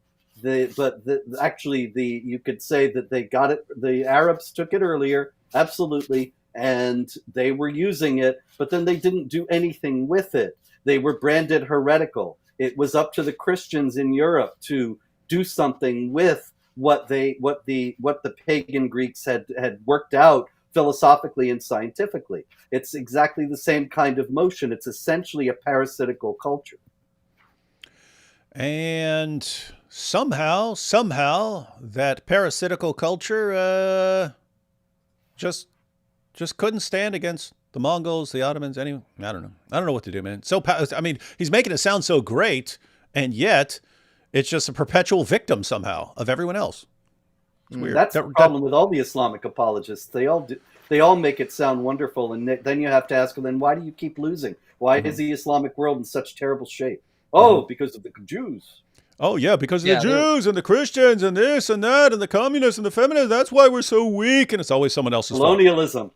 Yeah, colonialism. That's what made us so weak. Well, I've discussed this study before throughout my channel and other places. There's a study by Roland to Salem who looked at Christianity and Islam. And he looked at the way they sort of function on a regional level in a society. He found that when it comes to things like voice and accountability in government, citizen empowerment, political stability, political transformation, the ability to create good political transformation, Christianity was positively associated with all these things, and Islam just wasn't. And the study is the role of Protestantism in democratic consolidation among transitional states. So he looked at Protestantism, Catholicism, and Islam. Islam was just non-significant anyway. Because of the Mongols. IP, the Mongols. You're ignoring the Mongols, man. Yeah. Catholicism was positive in a slightly less way, and then Protestant was positive in a more stronger way. But so Christianity makes better political states with more citizen empowerment. Islam just doesn't. And that was the result of Roland F. to Salem study. Well, it stands to reason. It's in the Hadith. Muhammad says, "Obey your ruler, even if he is an Ethiopian with a head like a raisin," which most people quote to talk about racism. But it's also true that it's a recipe for authoritarianism. He's saying you obey your ruler, even if he's the most outlandish person I can think of. You obey him no matter what. Indeed. All right, guys. So wanted to give everyone that overview of... Guys, there's a reason that people like this are able to spout complete nonsense on social media. There aren't enough people there to correct them. So the solution to the spread of complete nonsense is doing away with an atmosphere of ignorance. So people just have to learn. People just have to learn some basics of history and so on, so they can respond to people like this. It's the same dynamic with Dawah. A Dawah guy goes into an area, there's a bunch of people who don't know anything about Islam, allows him to say whatever he wants about Islam, and no one's there to raise a hand. You got this guy on TikTok talking to a bunch of 14, 15-year-olds. People don't know any better. He can say whatever he wants, and then just sort of, I guess he thrives in that sort of environment. So what's the solution to that? Well, I suggest everyone watching IP's videos that he's putting out, get a copy of the history of jihad that Robert's talking about. I'll put a link in the description box. Check those things out. Learn the material. You can't just say, well, IP made a video. You have to actually learn the material in IP's video so that you're the one there in the comment section correcting And this is nonsense. why I put a bunch of quotes in my videos, so you don't even have to quote me. You can just quote the scholars I'm citing. I put quotes in there like crazy for that reason. Indeed. All right, guys. Well, I'm going to go through super chats. I don't know how long you guys want to stay. I think, Robert, you go to sleep fairly early because you're old. Yeah, about an hour ago. So yeah. Good night, gentlemen. All right. Catch you later. All right, IP, you can hang out as long as or as short as you want. I'm just going to go through some super chats. All right, man. Let's go through some of these. I'm a university math major, and it's beautiful to see intricate patterns in the mind-boggling world of math. For me, it's hard to imagine that it wasn't created by an intelligent, supernatural higher being. That's exactly my thinking on this issue. It's like, I mean, here's the thing, ladies and gentlemen. So everything around you in every direction, there's mathematics going on. Every particle, everywhere. All of reality, there's mathematics going on. In my view, mathematics is a language, and that means everything is speaking from every direction. Makes no sense on atheism. It just doesn't. There's no reason to think that if a universe formed by random, at random or something like this, it's going to be like this this sophisticated system of mathematics. Does make sense from a theistic perspective. Someone just said in the chat, Michael's the kid in school who always raised his hand and wanted to know how many sources were too many. I actually asked one of my college professors that one time when I was getting my master's. I was like, how long can my bibliography be? Because do you want... So yeah, that was me. That is a little bit nerdy, but not Mike. Fortunately, not Mike Winger nerdy. But yeah, agree completely on the mathematics. In fact, like to cover more on that because this has been developed by various philosophers and apologists and so on. So, hey, IP, quick question. What are some of the best books on the Tetragrammaton? Yeah, I mean, I don't know about pronunciation because I think most just say it's either Yahweh. An earlier form might be Yahoo. I've heard Yahweh. Check out a book by Trigve Manager, In Search of God. Another one might be good on this. Mark S. Smith, God in Translation would be good. I'd say start with those two and then see the books they cite because I think they would cite more that could give you a better path. So maybe start with those two. One's older, one's newer, and should give you a good place to go. But I think the most likely pronunciation is going to be Yahweh. And let's see. Apostate of Allah says, how are you guys here trying to discredit Islam when the Bible doesn't have anything in it? Like Surah 1666, it's a scientific miracle. Hey, apostate of Allah, we know you're joking, but that was actually the first scientific miracle of Islam I ever encountered. So I was in prison. This was at Stanton Correctional Center. And I became friends with the imam there, like the Muslim community there had their own inmate imam and so on. And he said my mind was going to be blown by this video they have on the scientific miracles of Islam. So he sat me down for this scientific miracles video. And he was just, oh my goodness. And what would happen in every case is it would quote a Quran verse and then would go into all this scientific stuff. And I'm sitting there thinking none of that was actually in that verse. We're going all this scientific and all this graphics and stuff like this. And then how could this have been known by Muhammad? It's like the verse didn't say any of that stuff. Verse didn't say any of that stuff. So what's apostate of Allah here talking about? I'll read the Pickthall here. And lo, in the cattle, there is a lesson for you. We give you to drink of that which is in their bellies, from betwixt the refuse and the blood, pure milk, palatable to the drinkers. So, hey, cows make milk. What even is this? What? This is not a miracle. Oh, what are you talking about, man? Cows make milk. Where'd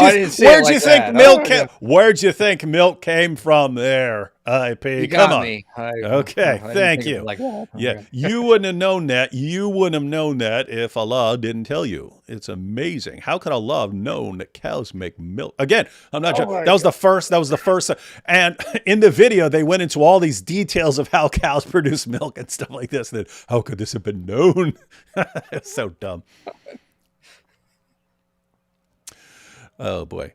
Robert McLean says, D. Wood, thank you that I'm not like Mike Winger. IP, have mercy on me, a wingaling. And one of us went away justified. It's me. Muslims know inventions from 7th century, but happy to have cars, phones, washing machines, and all Western inventions. They don't feel shame or being hypocrite. Oh, now to be fair, they did come up with, again, medical advancements, medical instruments, and so on. They did produce inventions and so on.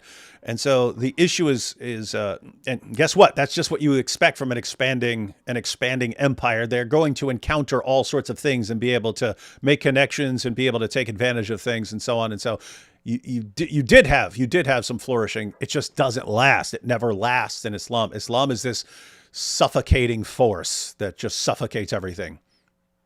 I mean, they started out pretty well, and then when they used science as much as they could to benefit Islam, they just gave up, and we see the decline in the Arab world, whereas in Europe, it's exploding. When the West was pro-Christianity, you had scientific flourishing. Now that Christianity is in decline, people ask, what is a woman? Yeah. You'll still have scientific flourishing, but yeah, that makes a point in the sense that the prediction of and I'll have a video coming out on this. The prediction of the new atheist was, hey, if we just get past Christianity, we'll have this new scientific utopia. People are going to get more rational and more scientific. And as soon as people start, get past Christianity, everyone starts going insane and entertaining any stupid idea, no matter how unscientific it is. And then you also had I don't know if you've seen this, like the spike in witches. That like there's like as people turn away from Christianity, there's a spike in witches. It's funny. It's funny stuff. Yeah. Well, when you move away from the idea there's a one rational creator that governs the whole universe by his own rational thoughts and places laws that flow from his nature that he's not going to violate, you're going to get science. When you move away from that, you're going to go back to pagan ideas. So you know, horoscopes, witches, this nonsense, and that's what we're seeing a rise of, unfortunately. Like metaphysical stores I've seen pop up over Tucson, for example. It's ridiculous. Mm-hmm. Why you beef with Mike Winger? New to the channel. Why do I beef with Mike Winger? Don't get me started. Like where do I begin? His nerd face, his nerd hair, his nerd glasses, his nerd shirts. Literal nerd shirt. He wears a literal nerd shirt. His nerd videos, his nerd voice, everything is like nerd all the way down. What do you expect me? Oh, great. Like the nerdiest person in the history of humanity. Yay. That's my favorite person ever. Come on. Be realistic. Rogue Provisionist said, Mike Winger, the kind of guy that cries before bed because all the vitriol and rhetoric from David and his followers. D. Wood warns about cult tactics, but he probably does cry himself to sleep over this stuff. My goodness, saw on Jai and DOC, watched Muhammad Hijab movie, Raging Narcissist, which was so cringe and bad. I don't know if he is a worse actor or if he's a worse actor or Dawa preacher. Yeah, I don't know if you know this, IP, but apparently Muhammad Hijab came out with a movie, or he's coming out with a movie on his own channel. Watch party. I don't know. I could anticipate. I was like, one, it's going to be completely narcissistic. And two, I don't anticipate him being a good actor. I think he'd be a pretty crap actor. But yeah, we're reluctantly going to have to check out that nonsense. But it was a matter of time, ladies and gentlemen. The Dawa's breaking down. They acknowledge that their biggest arguments were all complete nonsense and they're all based on deception. What are you going to do? You either become a gossip channel like Ali Dawa, or you try to go into acting and, hey, maybe we'll make a movie.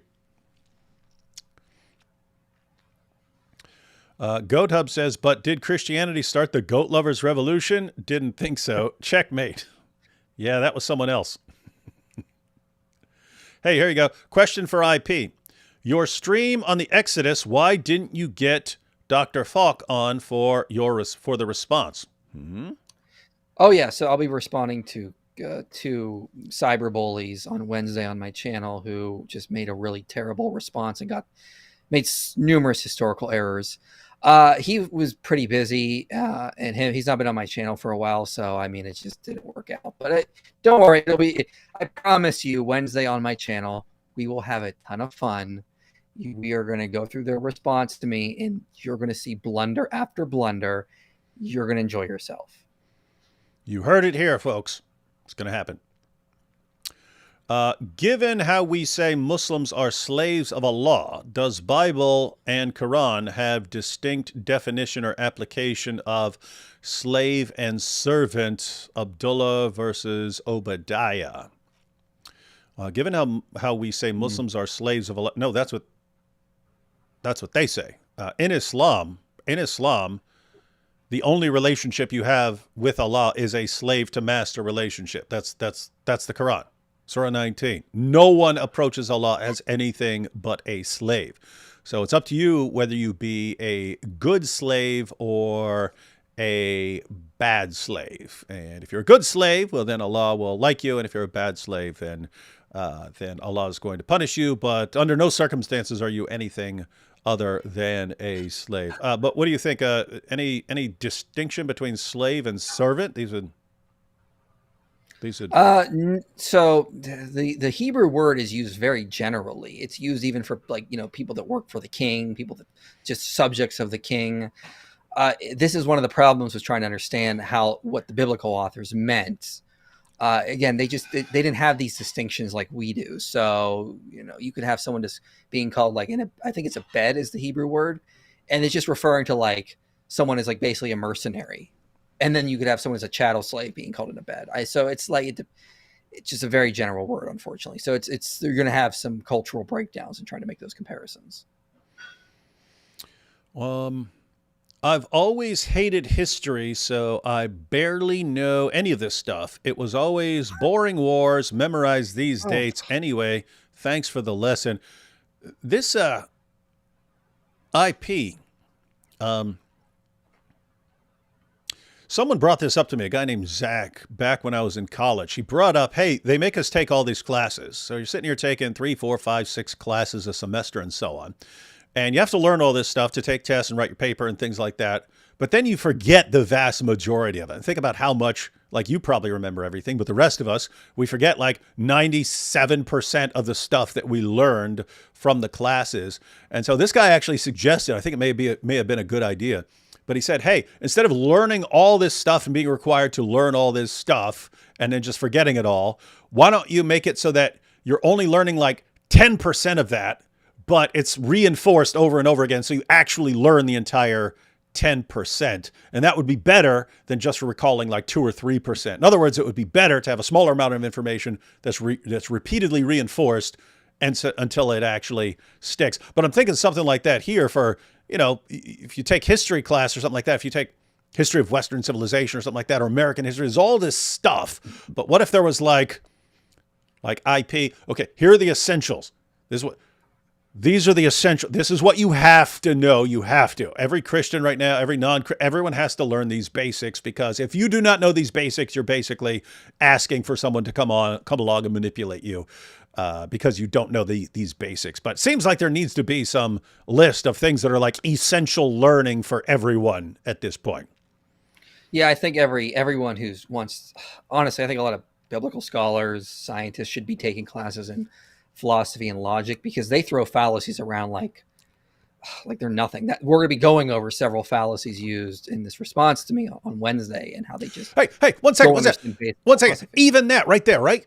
Like if you take a logic course, you learn tons and tons of stuff. You could take logic, you could take introduction to logic, then logic 1, then logic. You could take multiple classes on logic.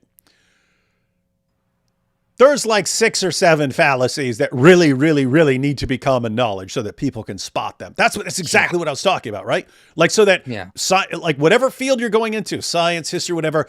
By the way, guys, make sure you know this core right here of logical fallacies so that people cannot use these fallacies on you, like actually make dumb arguments and so on. But the same thing, like, okay, even if you're not in history, if you're in philosophy, here's a historical core that every person needs to know. You should put it together, man. Yeah. I'll look into that for sure. I think it would be good. 2 things, David. Any word from the meta dunce on apostate prophets? EO wife? What is EO? I don't know what things stand Eastern for. Orthodox. Oh, okay. Eastern Orthodox wife. After you rightly clowned Jake, I don't know if he responded. I don't follow Jake's stuff. I think he's a dope. But I don't know if you were following that, but he called he insulted AP's wife, and then we had a Quran desecration party. Yeah, sounds good. Yeah, that's what we did. But yeah, I don't know if he's responded anywhere. I'm not terribly interested. Although I have to say, if he doesn't like correct himself, if he doesn't check that, if he just leaves that stuff up, we're going to keep doing it. We're going to keep. Oh, well, I will keep it up for we'll keep it up for years, just constantly going after it. But that's the issue. Hijab, Ali, these guys are narcissists, right? And you can tell, because you can say, hey, you take something down or apologize or something like that, and that will stop a ton of Quran desecration that's about to happen if you don't, and they won't do it. And what's that mean? It means they care more about their own egos than they actually care about what they're supposed to care about in Islam.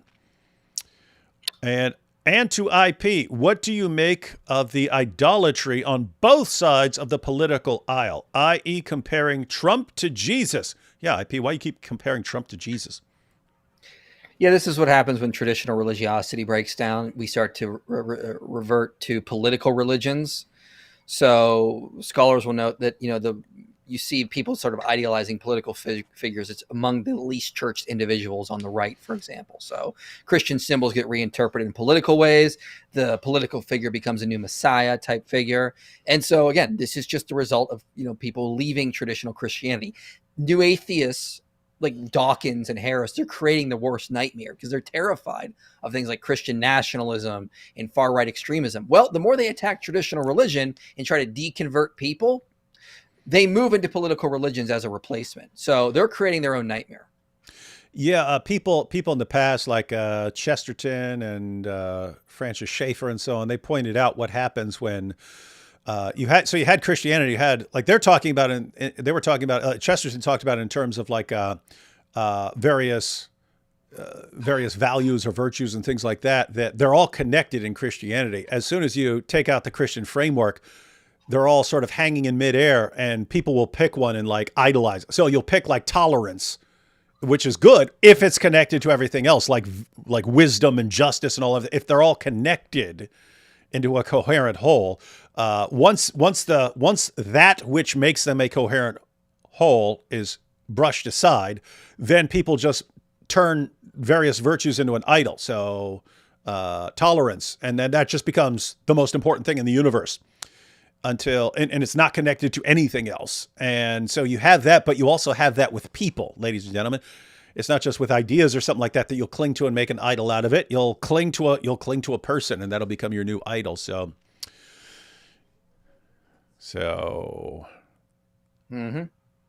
either get used to it, or have a revival. Those are your alternatives.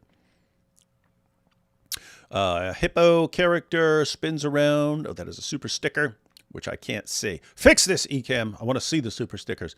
IP, golden showers is what they do. That comes from Muhammad Hijab. Matter of fact, we were talking about something. When Robert was saying, and they would spit in their mouths and stuff like that. They would spit in the mouths of the dhimmis and so on. The first thought in my head is that sounds like some crap that Muhammad Hijab is watching with all his golden showers stuff that he talks about. It's weird stuff. Anyway, don't know what he's into. Don't want to know. Pair character, up the super sticker again. Let's see. The third orange says, many of the black Muslims I talk to in my area say they are Muslim and therefore vegetarian. Is this an American offshoot thing like the Nation of Islam or 5%ers? I'm not familiar with that. You'd have to ask them what group they're from, because I'm not familiar with that. Let's see. Super chat. No comment, but thank you, Rodrigo.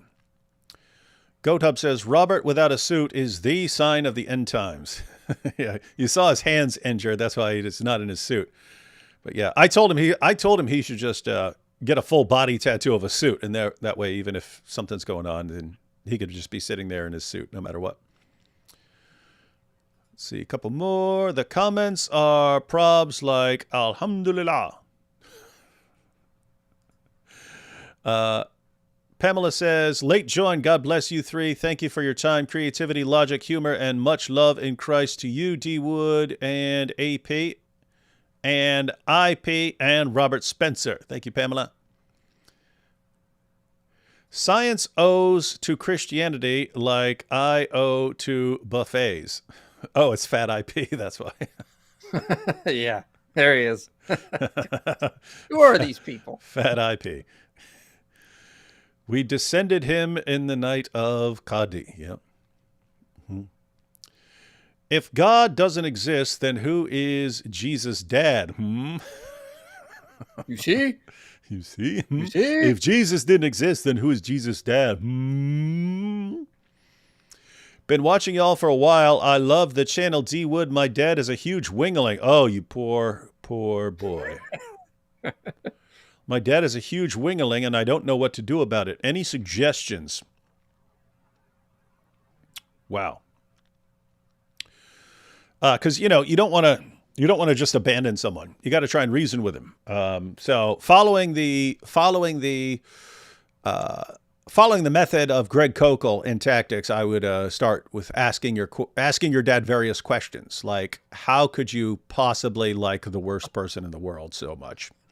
I'd start with questions like that. Let him answer. As he's saying it, just ask further questions. So maybe your dad's like, oh, but he knows so much about Star Trek. And you'd be like, but why would some nerd knowing so much about Star Trek, why would that make you want to idolize him and so on, be a great fan of his? And why would you not conclude that he's a total nerd? Just ask questions like that. Sorry. I cannot die until I get you and Mike Winger on a stage together for a great conversation somewhere. It needs to happen. I will just say he'd better bring an army. He'd better bring an army with him. Hill here. When I was in high school, our focus was on Western colonialism.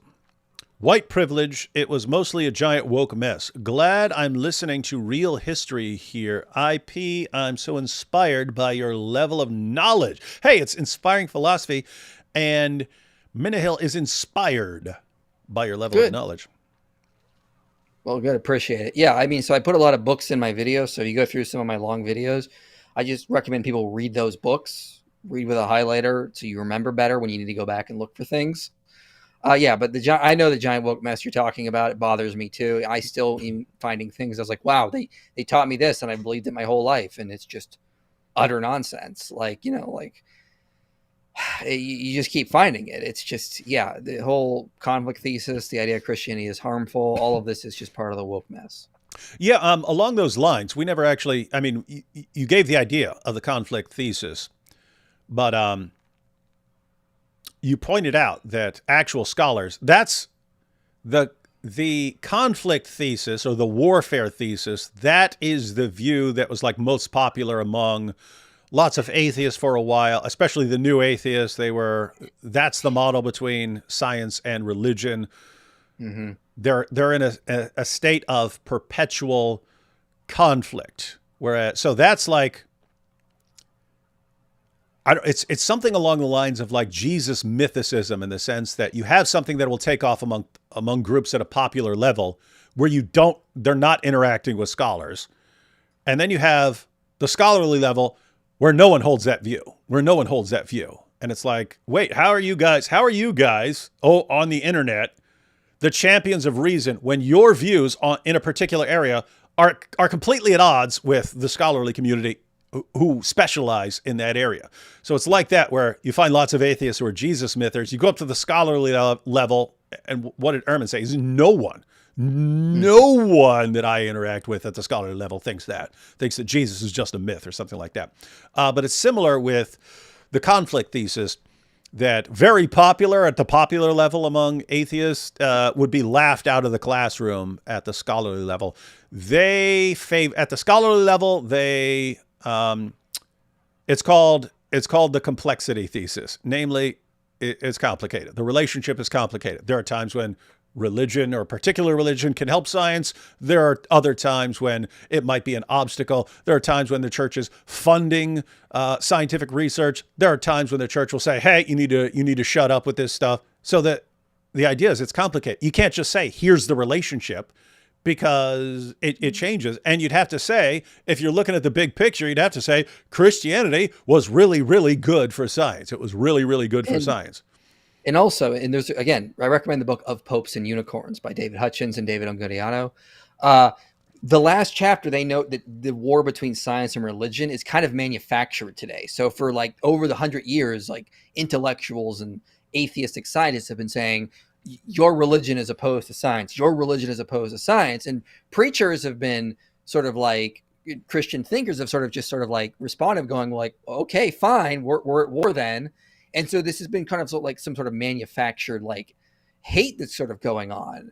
It's not historical, but it is kind of happening now, because so many intellectual thinkers have said, this Christian religion is going against science, even though it isn't. And so we're going to manufacture this war kind of thing. So after Christians are being told this for like decades, they're like, okay, fine, we're against your science if your science is against our religion.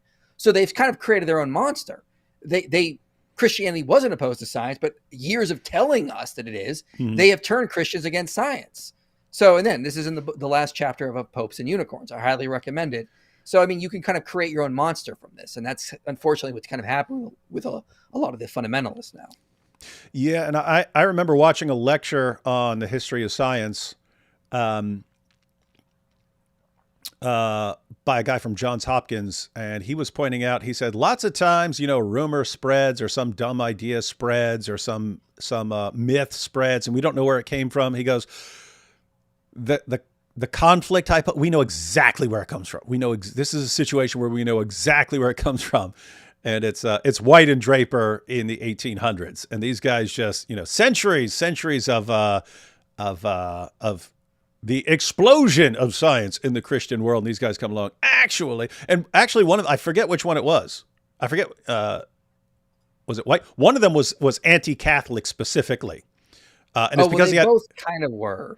But the thing is, they weren't even atheists. They were actually like more like progressive Christians, and how they were thinking. They thought they were going to kind of like fix religion, and they end up creating this whole monstrosity they never even wanted.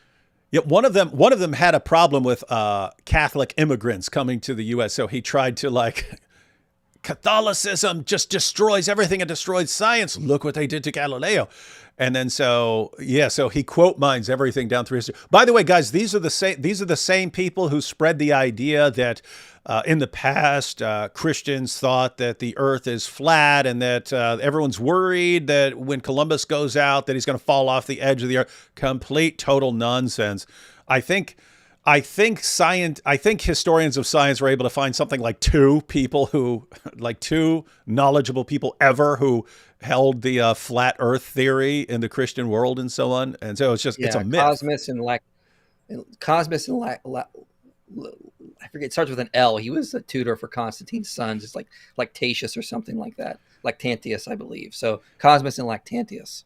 Yeah, and so it's a myth, and it's just amazing that those myths can become the dominant view to where people today still, there's always this conflict between Christianity and religion. Why?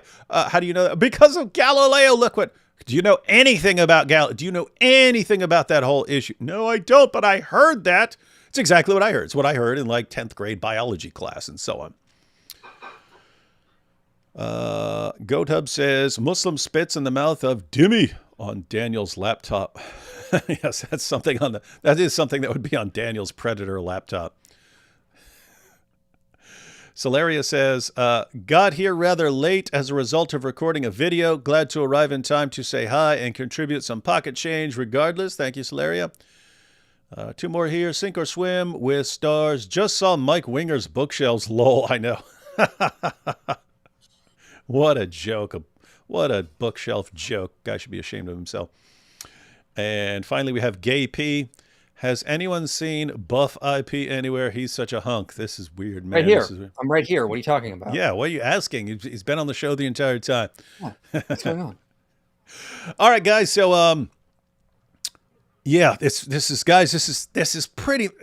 every show pretty much boils down to this. There's a bunch of people relying on deception and manipulation, trying to take advantage of people's ignorance. The solution is to do away with the ignorance. So everyone needs to learn what you can. We know that people have different, people are in all sorts of different situations in life as far as what they do and what they have time for and so on. Everyone's got to learn the basics. It's the only way. I don't know what world anyone else is looking at, but you have a ton of people trying to deceive and manipulate others right now. And if we do not learn how to respond to that and how to create a population of informed people, you're gonna get what you deserve if you don't. You're gonna get if the vast majority of the population says, no, we choose to remain ignorant and we refuse to learn the basics. Okay, well, then you're going to get what you deserve. You're asking for it. You're basically asking to be deceived and manipulated. So anyway, we'll help as much as we can, but it does come down to other people doing their part. All right, final thoughts on everything IP. You've mentioned some stuff you got coming up, but any closing thoughts here? Yeah, I recommend the channel History for Atheists by Tim O'Neill. He's an atheist, and he corrects a lot of the misconceptions about medieval history. He's got a 3-part interview with an historian, Tony Christie, on Galileo. He's got a lot of other good interviews covering misconceptions about Christian history, so you can check that out. Check that stuff out, and be sure to follow Inspiring Philosophy on YouTube and TikTok and Twitter, whatever platforms you're on. Be sure you're following them on those, because putting out a lot of good content. And all right, I think that's about it. We will catch you all next time. And as far as Robert, because Robert was on here with us, now if you're interested in the history of jihad, then his book, The History of Jihad, just the best book out there. He's got the Quran with commentary, so he's got the Quran, the critical Quran. If you want to stay up to date on jihad, like daily news, follow his website, Jihad Watch. That's just everything that happens, it gets posted there. If you if you prefer video format, whenever we're free, we tend to go live on Wednesday evenings at 8 for This Week in Jihad, where we cover everything that's happened that week or the most important events of that week. So figure out what you're interested in and check that stuff out. And we have here Pamela C. with Amen, John 10:10. Indeed. All right. We'll catch you all next time.